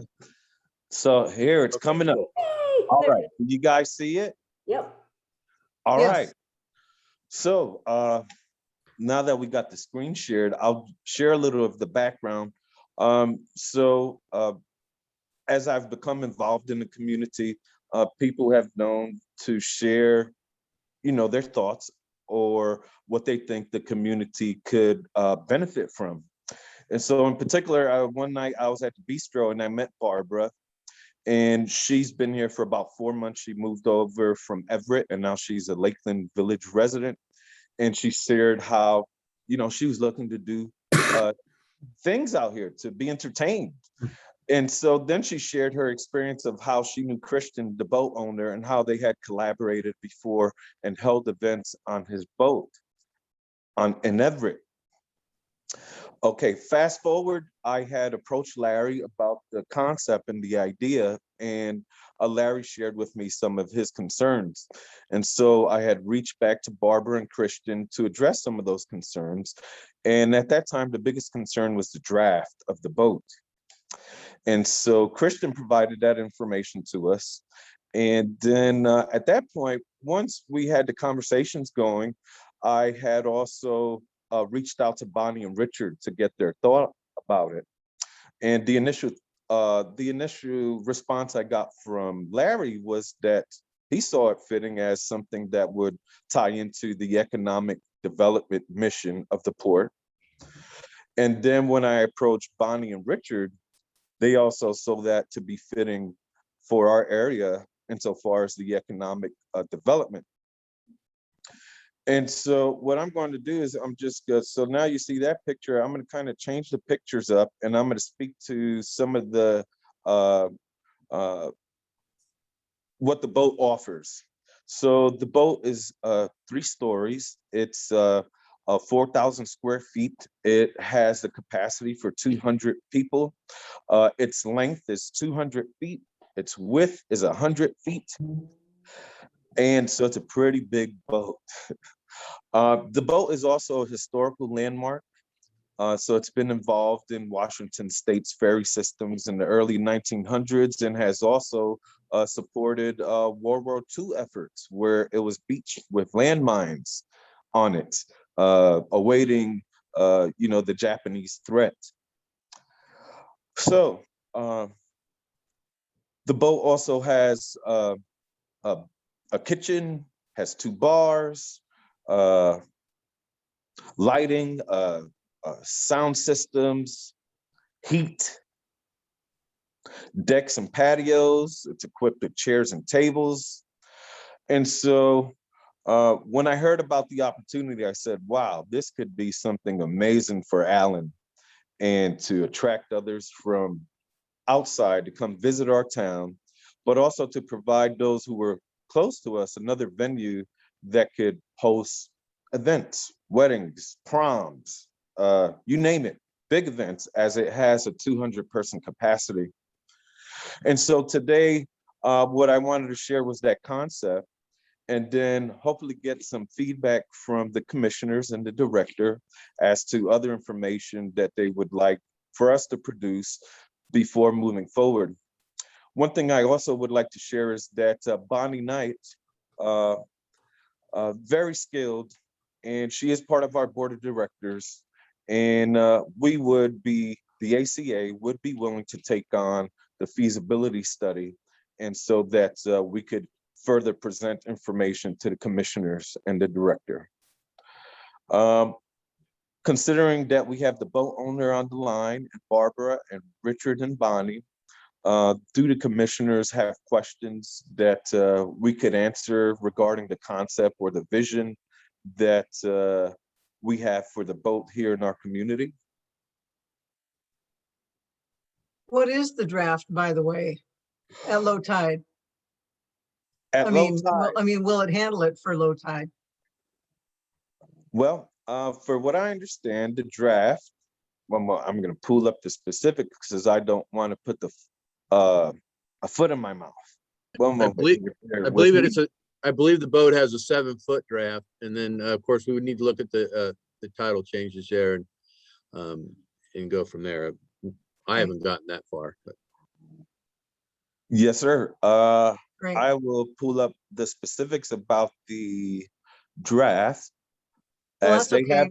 they have been answered by the captain. And it is, I'm not sure if you're looking at my email right now, but so the draft is about 5 feet in the bow, in the bow, and 7 feet in the stern. And Jason, I believe that's without weight. So I believe with Commissioner Sharon saying a 7-foot draft would be fair.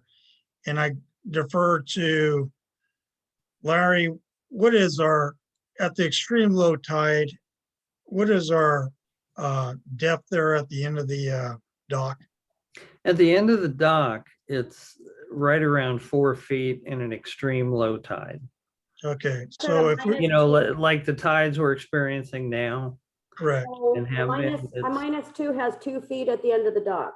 We have a diagram on the on our website, and these -4 tides that we're experiencing right now, which obviously we haven't had in 20 years, but our floats were they were in the mud.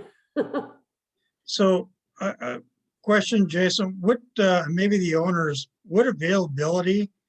I think I told you at the memorial service is that one of the things that I was asked to do to become a port commissioner was bring in cruise ships into the Port of Allyn. And I think this would be the first start to accomplishing what I said I was going to do, is bring in cruise ships. So I'm all for it. I just don't want to make sure, I want to make sure the boat is safe. So that was be damaged. So that would be one of my other questions in the feasibility study, Jason, is what could happen is there would be reports to the Port of Allyn showing the movement of that boat when those tides are going to start to be experienced. And then also if you're getting bookings and things like that, the option of and I'm not talking about permanently anchored out there, because with the winds from the south, everything moves, and even with the 3 or 4 point anchoring with the mud out there, is contingent upon a short term with a positive feasibility study that would show that you could run a small boat to bring people out there, weather permitting, during those tender times when not a threat, that wouldn't be the right word, but when it wouldn't be feasible to be at the dock. So during the summer months now, that a high peak for tourism. I have a question, Jason. Is the plan to have it during the summer months, not year round, or is it year round, more year round? Is that your plan? So the plan right now, and if you guys don't mind, I'm going to kind of take the boat off the screen for a second so you can see me as I speak. So the plan right now, our vision was to have the boat permanently moored here. And the owner of the boat is open to that concept as well. Okay. What, I know this is kind of off the wall, but would you consider also going back and forth to Hood Canal? I know that's a long trip, but what about the Hood Canal as well? I think that right now our vision, I understand it to be simple and just here at the North Bay, but I think that there may be potential for that. But I am not prepared to speak on that part yet because, you know, the boat would have to travel to get to the Hood Canal. Yeah. And you know, for what I understand, the captain's vision or the owner of the boat, Christian's vision, was to, you know, have it moored. Okay, good. Thank you. You're very welcome, Judy. Thank you. The only other question I have is, I think we'd have to be addressing the power supply to fit your needs, if that was even going to be feasible at all. So I Correct can me. talk to the power supply. Well, okay. The please boat do. requires at least 30 amps, You're right. 110 volts. 50 amps is in 2020 is preferred. I do understand that we do have that capacity there at the marina. Yes, we do. Very good. So 50 amp isn't necessary then, is what you're saying? Jason? 50 amps is preferred, but it is 50 amps is preferred, but it's not necessary. It requires Okay. at least 30 amps and 110 volts. Okay, all right. Richard, I saw you raise your hand. You're muted. Richard, you're still muted. Yeah, I'm here. Okay. I just want to put my 2 cents in when I heard this, because I think Alan's got an opportunity here to have the trifecta. We have a historical church, we have an oyster house, and now a historical boat. Holy moly. Yeah. This goes back, and I've been around a long time in this adventure, and I remember Keith Chamberlain and I years ago talking about it, and even Jeff remembers we were giggling about, wouldn't it be nice to have a big old boat out there and do something with that? And here's the opportunity just coming, laying in our lap. Right. Oh, it's way cool. Yeah. It's just, and it can be done. I'm a boater. I understand how this works. You got enough boaters around here to make this thing work. It's just my 2 cents. I like the idea tremendously. I think it's our opportunity to really look into this. I know the ACA will do everything they can to get all the questions answered and find ways to make this happen. I think with what's going on in Allyn, you know that I'm in the real estate business and we've got some major stuff going on. And this really solidifies our vision. Yeah. Back when we were planning Allyn as a little destination site with something to do and somewhere to go to. And it also does one other thing that I'm excited about. Remember I came when I had longer hair and I did a presentation on Clubhouse or something like that. There you are. The boat will do the same thing and got a meeting place and all that. And what a treat. So I said too much. That's my 2 cents. Yeah. No, I really like the idea too, as the commissioner. I just want to look at everything myself, like the rest of us do. So do it right. Yeah, there's a few things we'd have to look at. Parking, of course, would be a big issue, as you well know. So we'd have to figure that one out. But at least it's a start, and I'll start writing up some questions and, you know, find solutions for parking. Because, you know, parking is an issue. Yeah, one more question. I was trying to look at the tonnage on that. I was just researching as we're speaking. Jason, can you speak to that? Tonnage, that's a great question. And it's not a what I will showstopper. do, I think Christian, the owner of the boat, I think he's having like audio issues. So what I will do is message him that if you guys can bear with me, and he's been very responsive. So Cool. I'm going to send that to him right now insofar as tonnage. One moment, please. I've asked him to unmute. 95 tons. Oh, that's what it says here. 95 tons. Yes, sir. 10 feet long, and I looked it up online, but your stuff shows 200 feet long. I'm that must be wrong. Okay. Thank you. Thank you. Anything else or? That was it. I wanted to just share the concept, the vision, see how we could collaborate to gain momentum, and express that the Allyn Community Association would stand by the efforts of seeing the vision come to fruition here in Allyn. Well, I know that ACA is going to have a meeting tomorrow night. Is that correct? I think. And We are. I had heard that you're willing to help with feasibility study. So I would encourage that, and then let's see if something can happen. As long as the community's behind it, you know, that's the bottom line. And again, there's issues, parking, electrical, water, all of that stuff. So, Right. thank you. Jason, one question. Where do they want to move out of Bremerton? Well, what the link that I sent you was when the boat was moored in Bremerton. The boat is no longer moored in Bremerton. The boat is moored in Astoria. Oh, okay. And yes, and so the owner of the boat that's where the boat is currently located. Insofar as why it left Bremerton, it left Bremerton after Jake Jacobs and the Astoria Ferry Group bought it in 2016. It was then dry docked, surveyed, and insured, and made ocean transit to Astoria. Well, thank you. That's a great little bit of history. Thank you very much. The link that Jason sent, if you look under the chat feature at the bottom of the screen and click on that, that's where the link is. Great. Thank you. Thank you so much. Thanks, Thank you, Jason. Judy. Barbara and Ronnie. Oh, Richard, you have one other thing to say? You're muted, by the way. There A you little go. historical note about our area. You know that the mosquito fleet went up and down here. And the dock that we currently has used to go out another 100 feet. Because out there's that channel, even at the extreme low tide, because as a sailboater, I've come in there at extreme low tide and made it.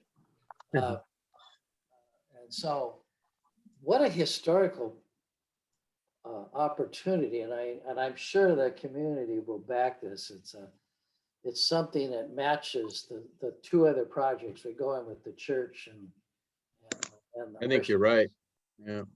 Oh, that's great. Hey, and again, there's 3 cents. Bonnie? Bonnie?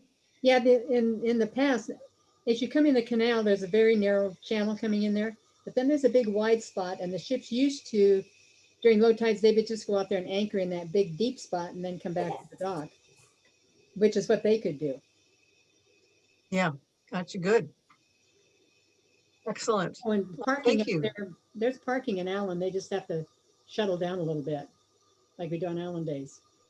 Yeah. I was gonna say, if we can handle Allen days, we can handle that. Yeah, that's thousands of people. Yeah. Excellent. Thank you. I had one more thing to share that the captain shared with me, or the owner of the boat, Christian, and it was in regards to he's speaking about Astoria. He says the waves are too big at the mouth of the Columbia, and it's open to the Pacific in the winter. So from his perspective, what I understand, the boat would be more safe here and less prone to damage that could possibly happen, you know, out there in Astoria. Excellent. If you've ever went out fishing out of Ilwaco, you know exactly what he's talking about. Cape Disappointment. Barbara, Excellent. teacher like to say something. Who? Barbara? Yeah, are you unmuted? Yes, she's Talking, but I unmuted. don't see her. We can't hear you. She's unmuted. Barbara, we still can't hear you.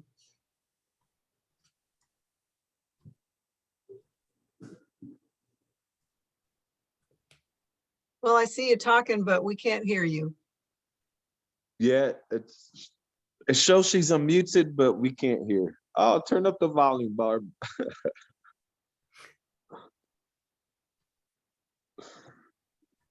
It could be the speaker she's using.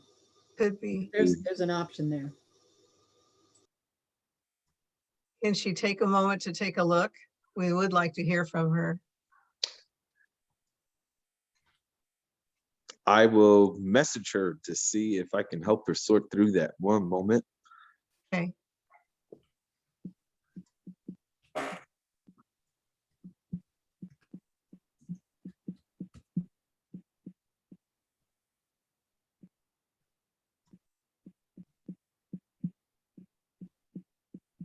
Thanks for your patience, everybody.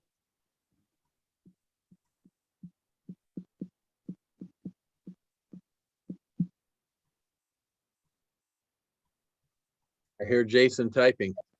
Right. Let me mute myself for a moment. That's all right.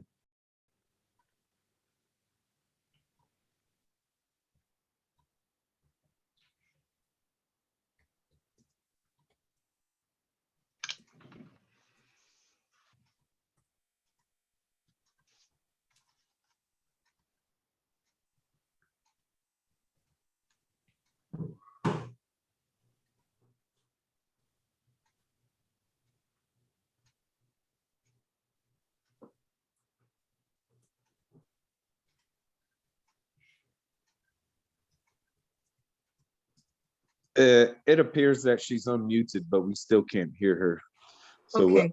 we may have to regroup. But I will definitely capture what she has to share and perhaps send it to the group via email. That'd be excellent. Great.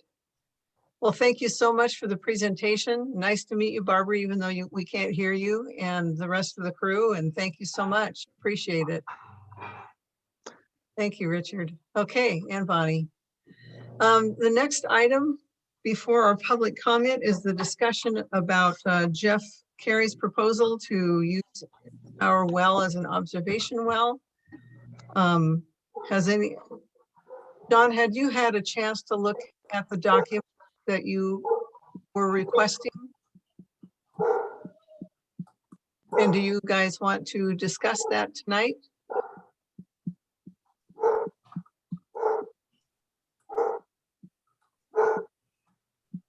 Judy, can you repeat who that question was for? It was to you both commissioners. The next okay. the next item is possible action on the discussion of using our well for Jeff Carey's proposed well observation or testing. Okay. I mean, I've looked at it and, you know, obviously I'm learning, Judy, but at the same time, the only, I just would have, what would be the negatives of not doing it if we're to have this discussion? Either way, the positives and the negatives.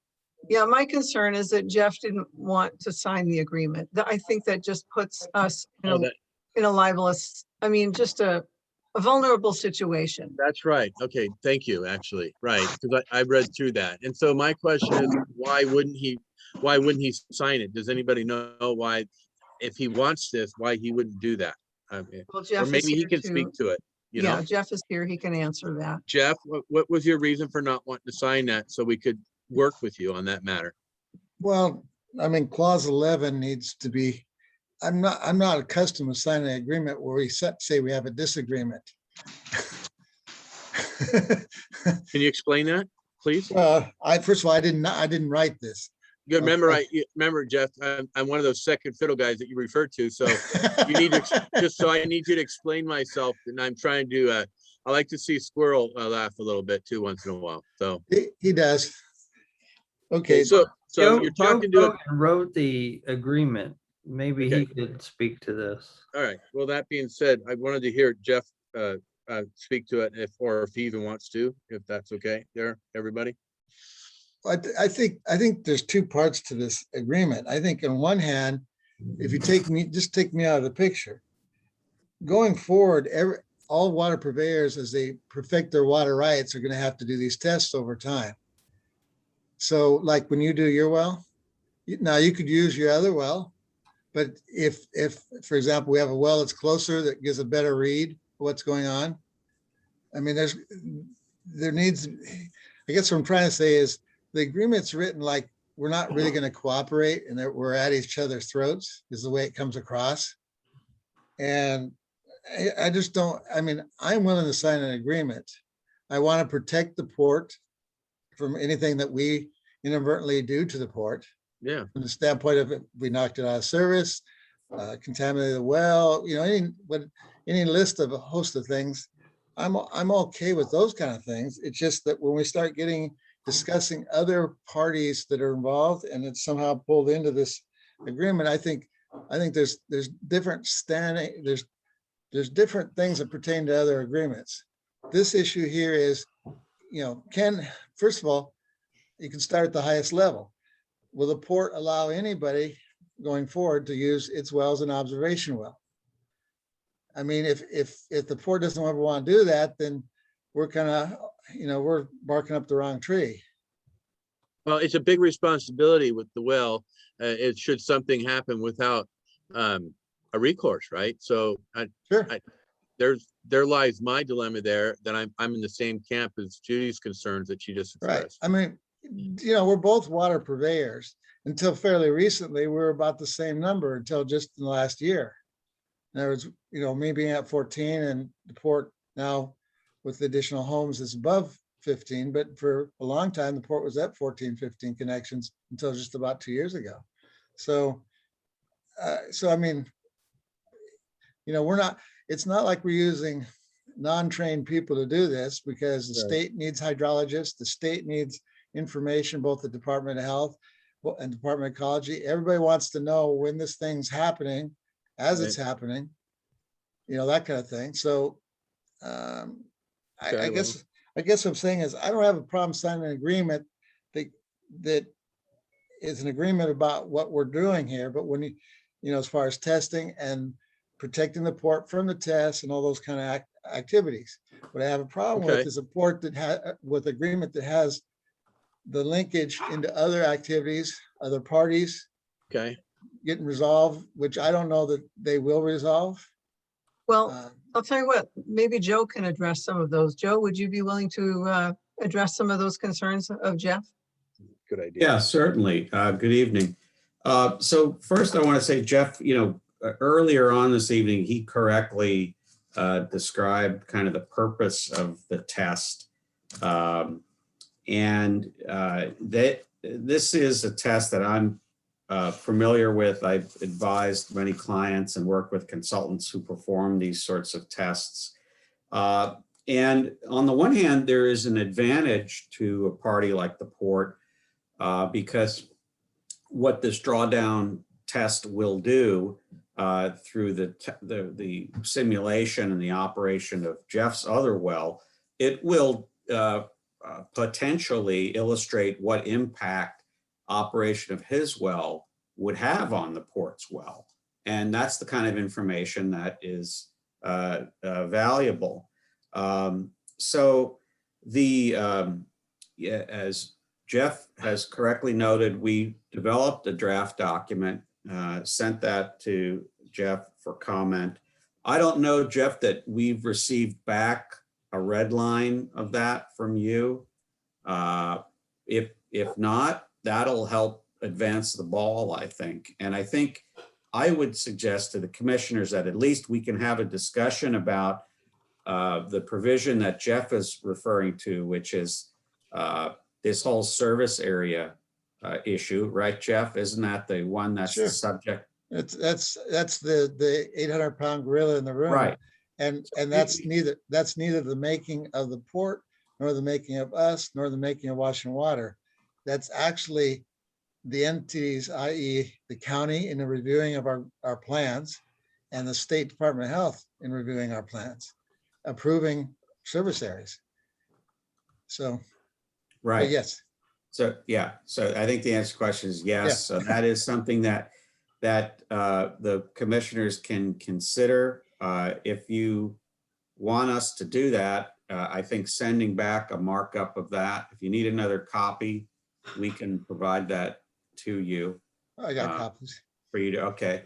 And the only other thing I want to point out, and it has been raised by one other member of the public as it relates to this testing agreement, is one member of the public questioned whether allowing use of the port's well in this capacity could be construed as a gift of public funds. In other words, URAC is developing a water system, has asked the port to utilize a public resource to assist it in its pursuit of an expanded water right.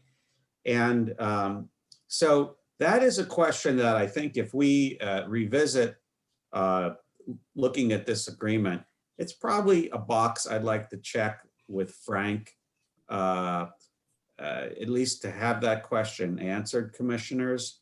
And then I think we would have all the cards in front of us to make a decision, or at least to, you know, get back to a dialogue with Jeff about use of this well.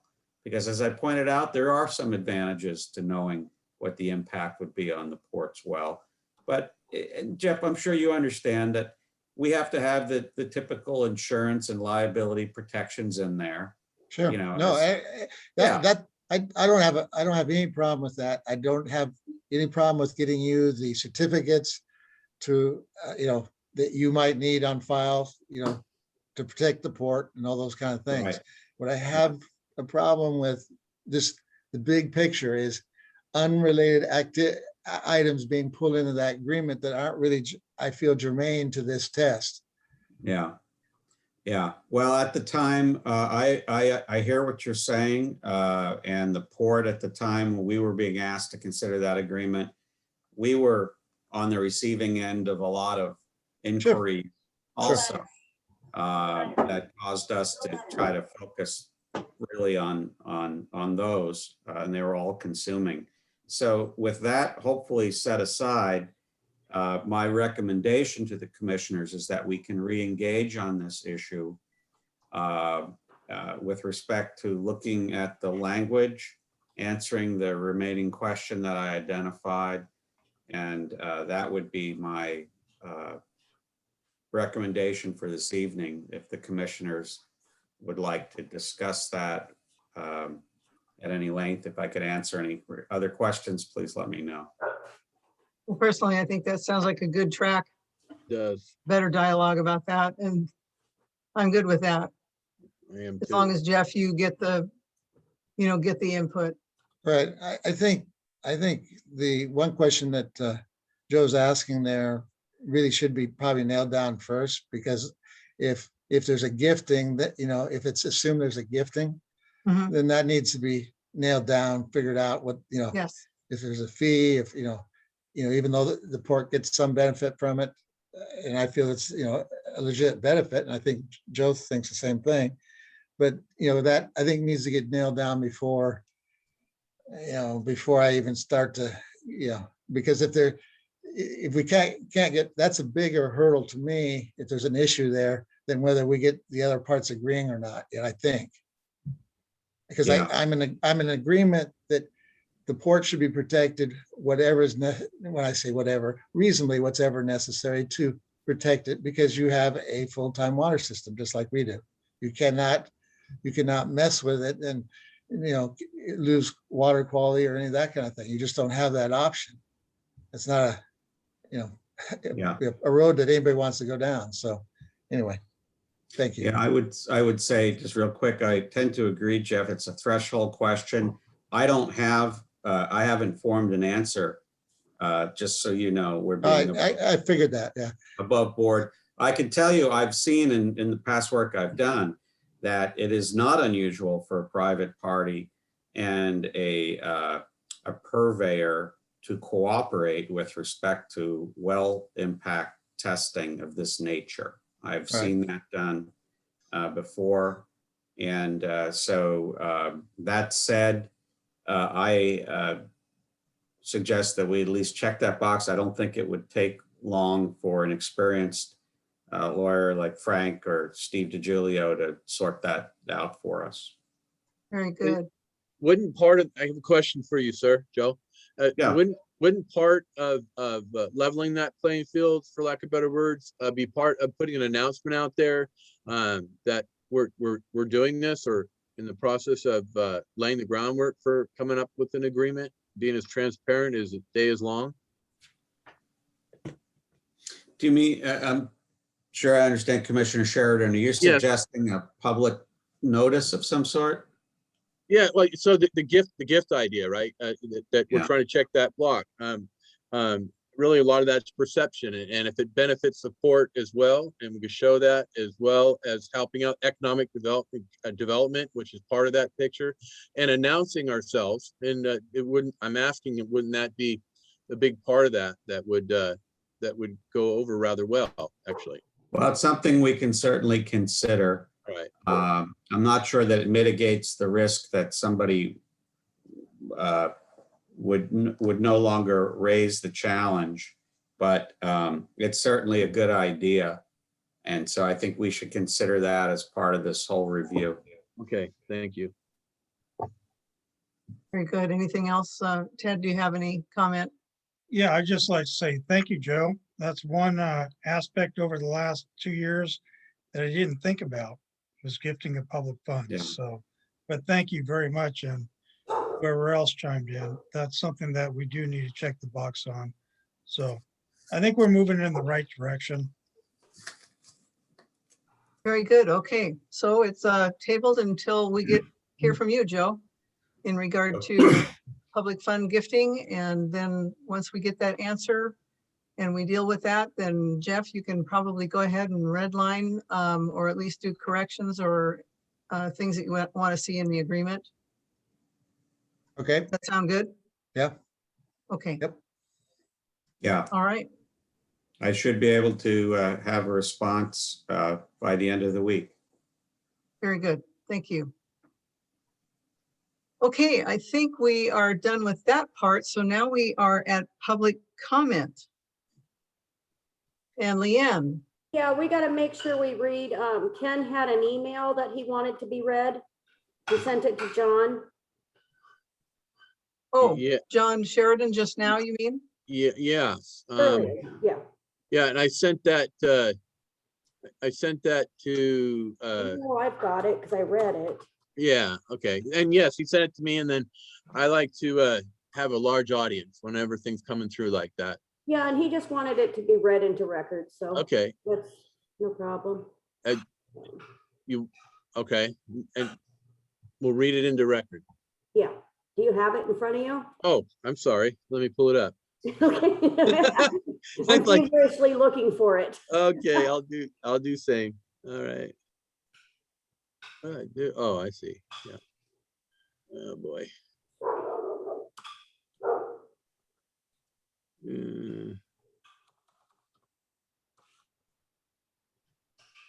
Oh.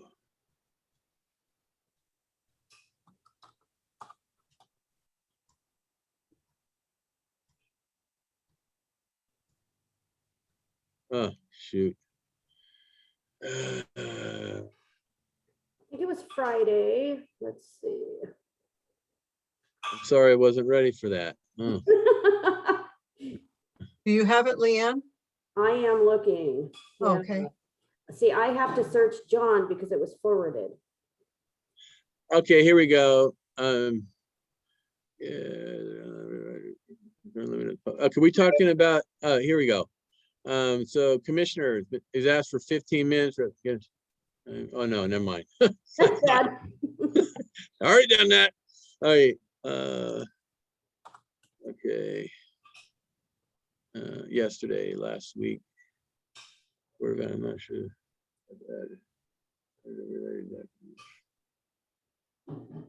Oh, Lord. I just read the public good discussion. I can't find it. Oh, wait a minute. Yeah, I can't find it. Sent items. I'll go there. 1:30, Larry Capella. Appreciate your health. Good afternoon. Got it.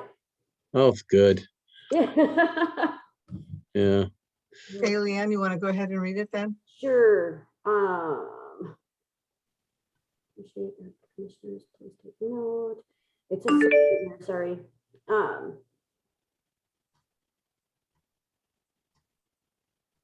Commissioners, please take note the comment period for the EIS have been extended until next meeting date. This is one. I think the port should weigh in on the EIS plan. No, because the one I'm looking for had to do with Sweetwater. Hold on. Oh, okay. Oh, John, you are welcome. I'm very concerned that the water wheel site is cited in the draft Belfair EIS as archaeology site as opposed to historical hydroelectric site from 1910 to 20. The attached article is from the 50s, and the dam and the pond were built in the 50s as a trout pond. I've talked to several locals who remember a large excavator building the ponds, and they tell me the water wheel was put in after the dams and the ponds were built as a visual attraction and served no hydrological or irrigation purposes. I believe the application for 45 MS 197 misrepresented the site as an archaeological site. I suspect to gain some benefit for writing and seeking grants. The port should research the applicant, who the applicant was, and abandon the involvement with Sweetwater Park, in my opinion. That's it. All right, let's move on for more public comment. Brad, 5 minutes. Oh, I'll take less than that, but thank you. I Okay. feel like it's a luxury. With regard to Joe Brogan, is it Joe Brogan? Joe Brogan. Yeah, Joe Brogan. I like his demeanor. He seems like a decent, now is he the port's Yes, lawyer then he's for been the our law? attorney. Yeah, he seems like a decent guy. I like the way he presents himself. On the issue of the gift issue, the state auditor's free. If you just, call them up, they probably can give you that, and they'll give it to you in writing, and they won't charge anything for it. Just also Department of Ecology and Department of Health. What this is just a standard process. We've made our wells available to municipal corporations as well, and vice versa, to do those pump down tests. And the water underground's everybody's, the residents of the state of Washington. And so really what we're just doing is people are making sure they're not going to have a harmful effect on adjacent wells or affect their ability to pump when they leak down. And so like Joe Brogan said, it's good for the port to know that. And at the same time, the reciprocal relationship will be offered either from Washington Water, Lakeland Village, or Jeff's water system when the port needs to do its own as well, if that makes any sense. So working together in harmony and cooperation, even though it's a municipal and a private or a nonprofit, is a good thing. Helping each other make sure that the consumers that are going to have access to water aren't negatively impacted. Let's see here. Oh, I understand. I took the time to read that letter. There was an open letter to the public, and then based on what you guys were talking about tonight's meeting.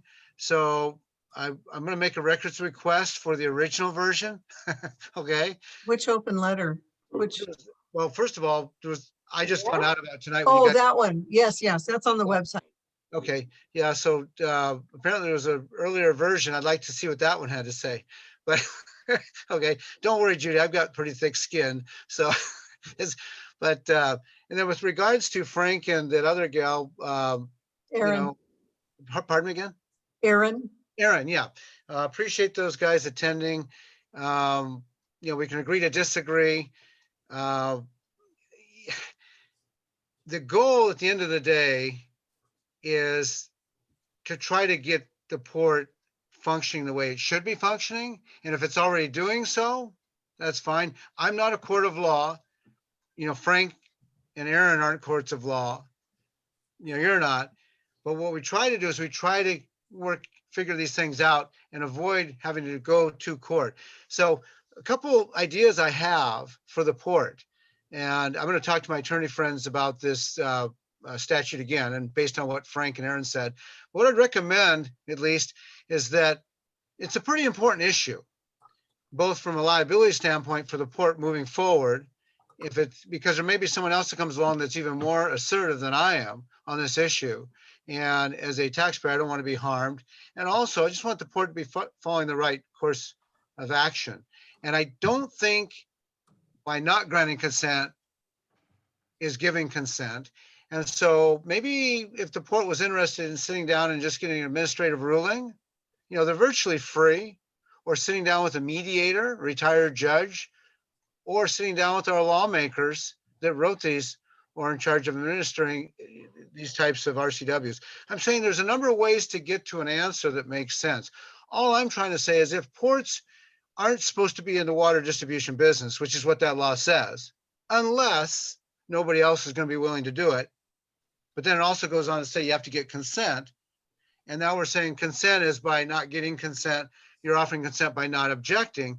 That's, to me, very weak. So I'm thinking just 3 commissioners think about things, and maybe in a month or 2, we might sit down with a neutral, impartial third party that can help us work out really what the true definition is. Because Frank, you know, all due respect to his, you know, spending the years in port law, I've only spent 20 years in port law. He's got 10 years on me.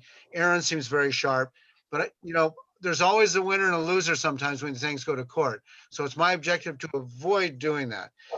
2 final things. I had a good conversation with Commissioner John Sheridan.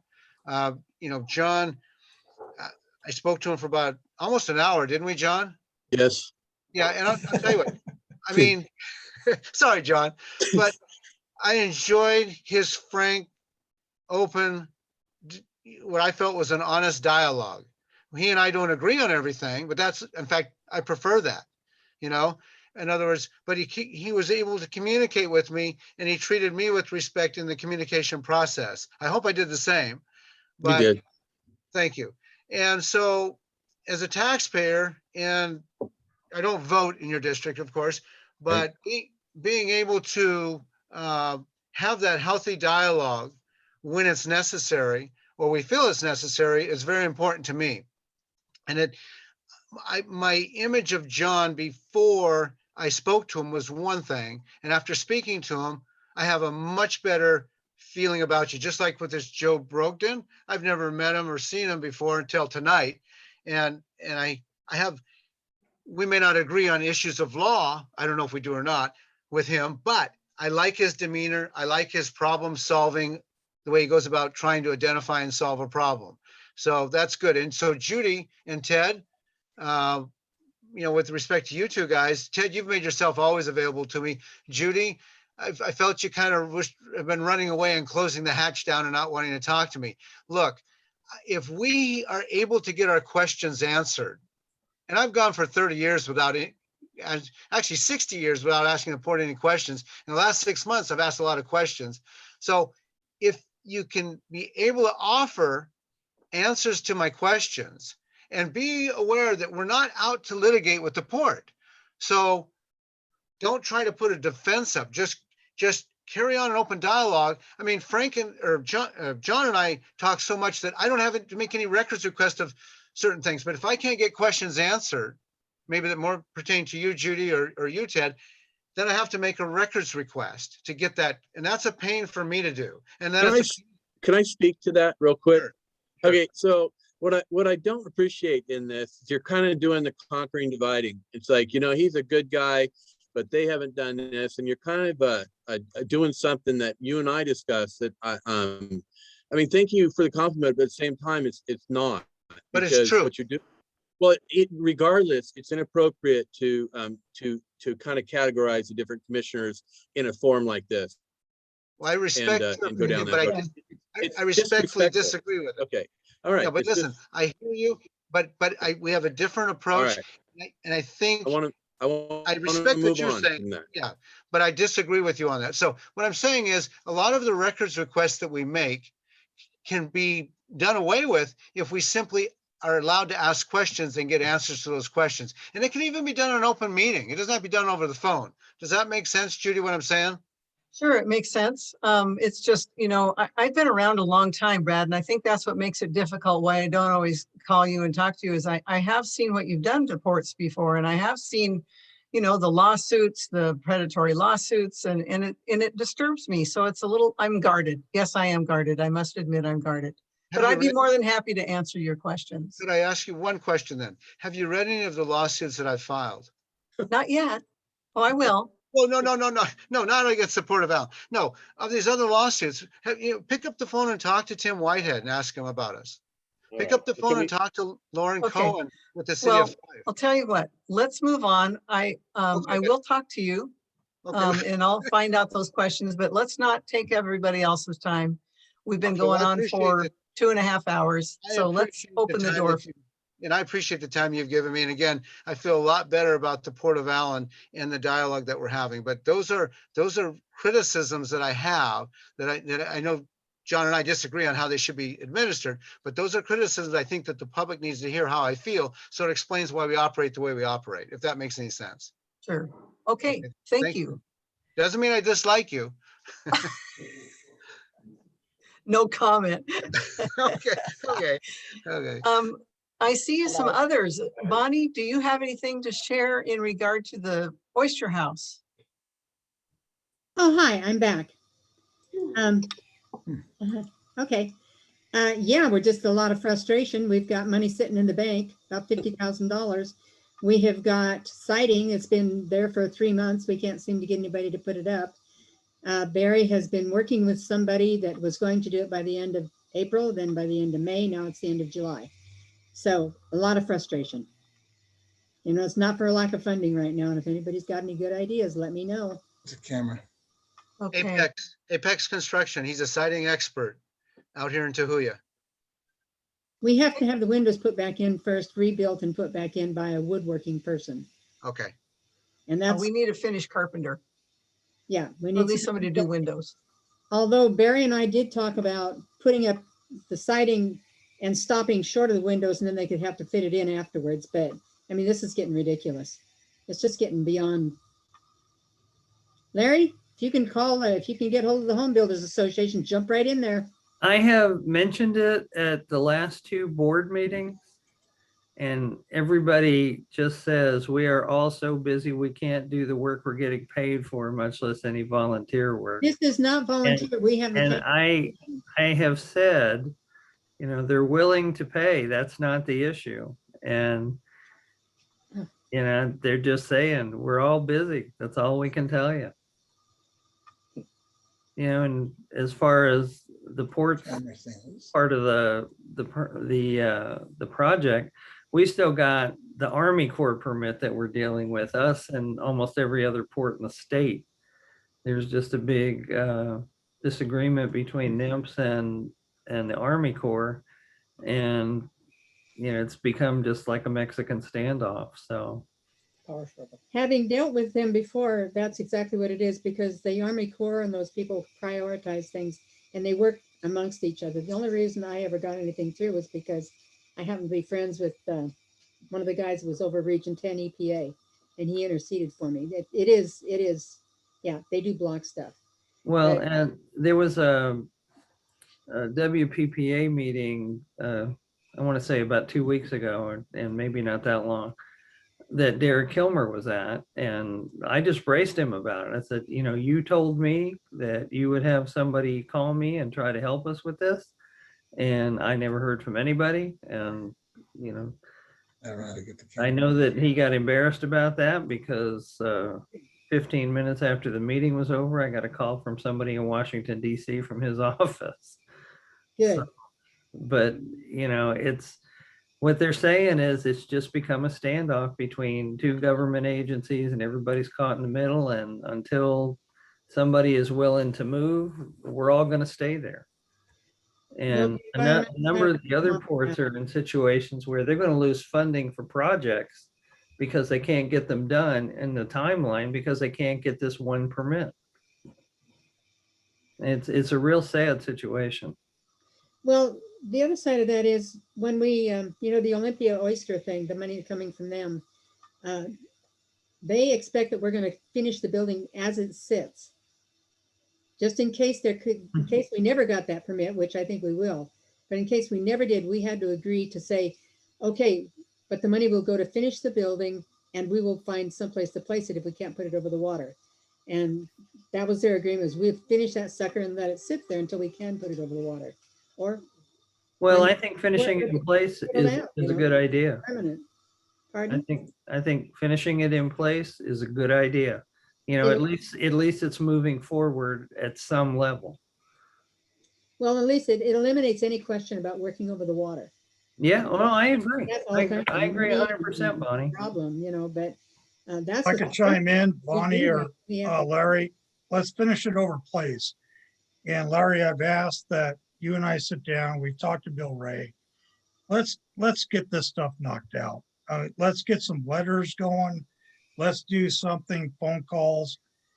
I know the Army Corps, I've dealt with HPAs, I've dealt with all those permits. Let's start pushing hard. If we have to finish that building, you folks, I think you all understand the comments that we receive about the Oyster House, especially when the wind flaps and the Tyvek flaps. I still get calls saying, what are you doing? So let's try to do something. Judy, I'm keeping you out of this, and Bonnie, you've just knocked the world out of it, but let's try to do something, and let's try to get either Bill Ray. We just spent $10,000 on Bill Ray's budget. Doesn't take $10,000 to get an Army Corps of Engineers permit. It really doesn't, or an HPA permit. He's done a lot more than In that. Bill's defense, Or remove the dock. We still haven't removed the dock. we do need an Army Corps permit for that. That's what we've been told. Yes, but $10,000, in my opinion, and I've worked with Bill Ray for many years, it doesn't take that much money to get those permits done. Well, it's not just that he's doing. He has not charged us anything for any of the work in the entire time I've been here. But we just spent $10,000. That's all of the work that he has done over all these years. Okay, He's so never he is given us charging a us, bill. and Bill Ray is a friend of mine for a lot of years, but he is charging us, and we haven't seen any production. We haven't seen the dock removed. We haven't seen any permits get done. We still don't have an HPA permit to get done to do our maintenance facilities. So let's start pushing forward. That's my opinion. I've dealt with it. I've enforced it. So.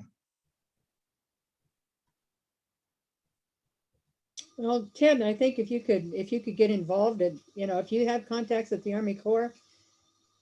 I don't have any contacts at the Army Corps. I really don't. I just have at the state level, and I don't have any contacts at the Army Corps. Those people move around so quickly. They're in here and they're out of here.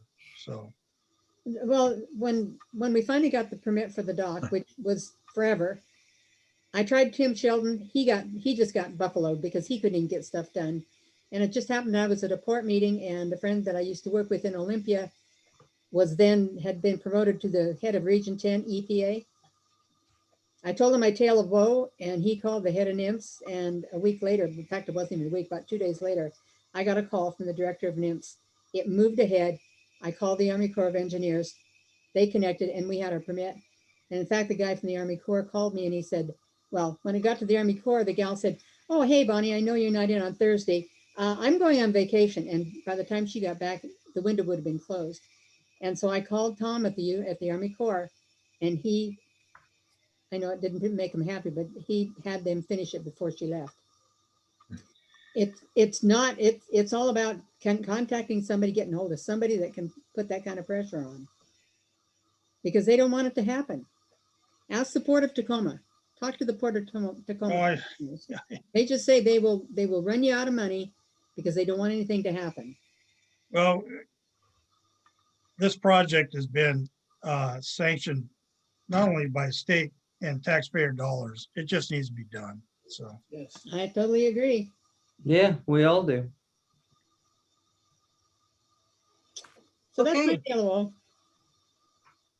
Anything else? Nope.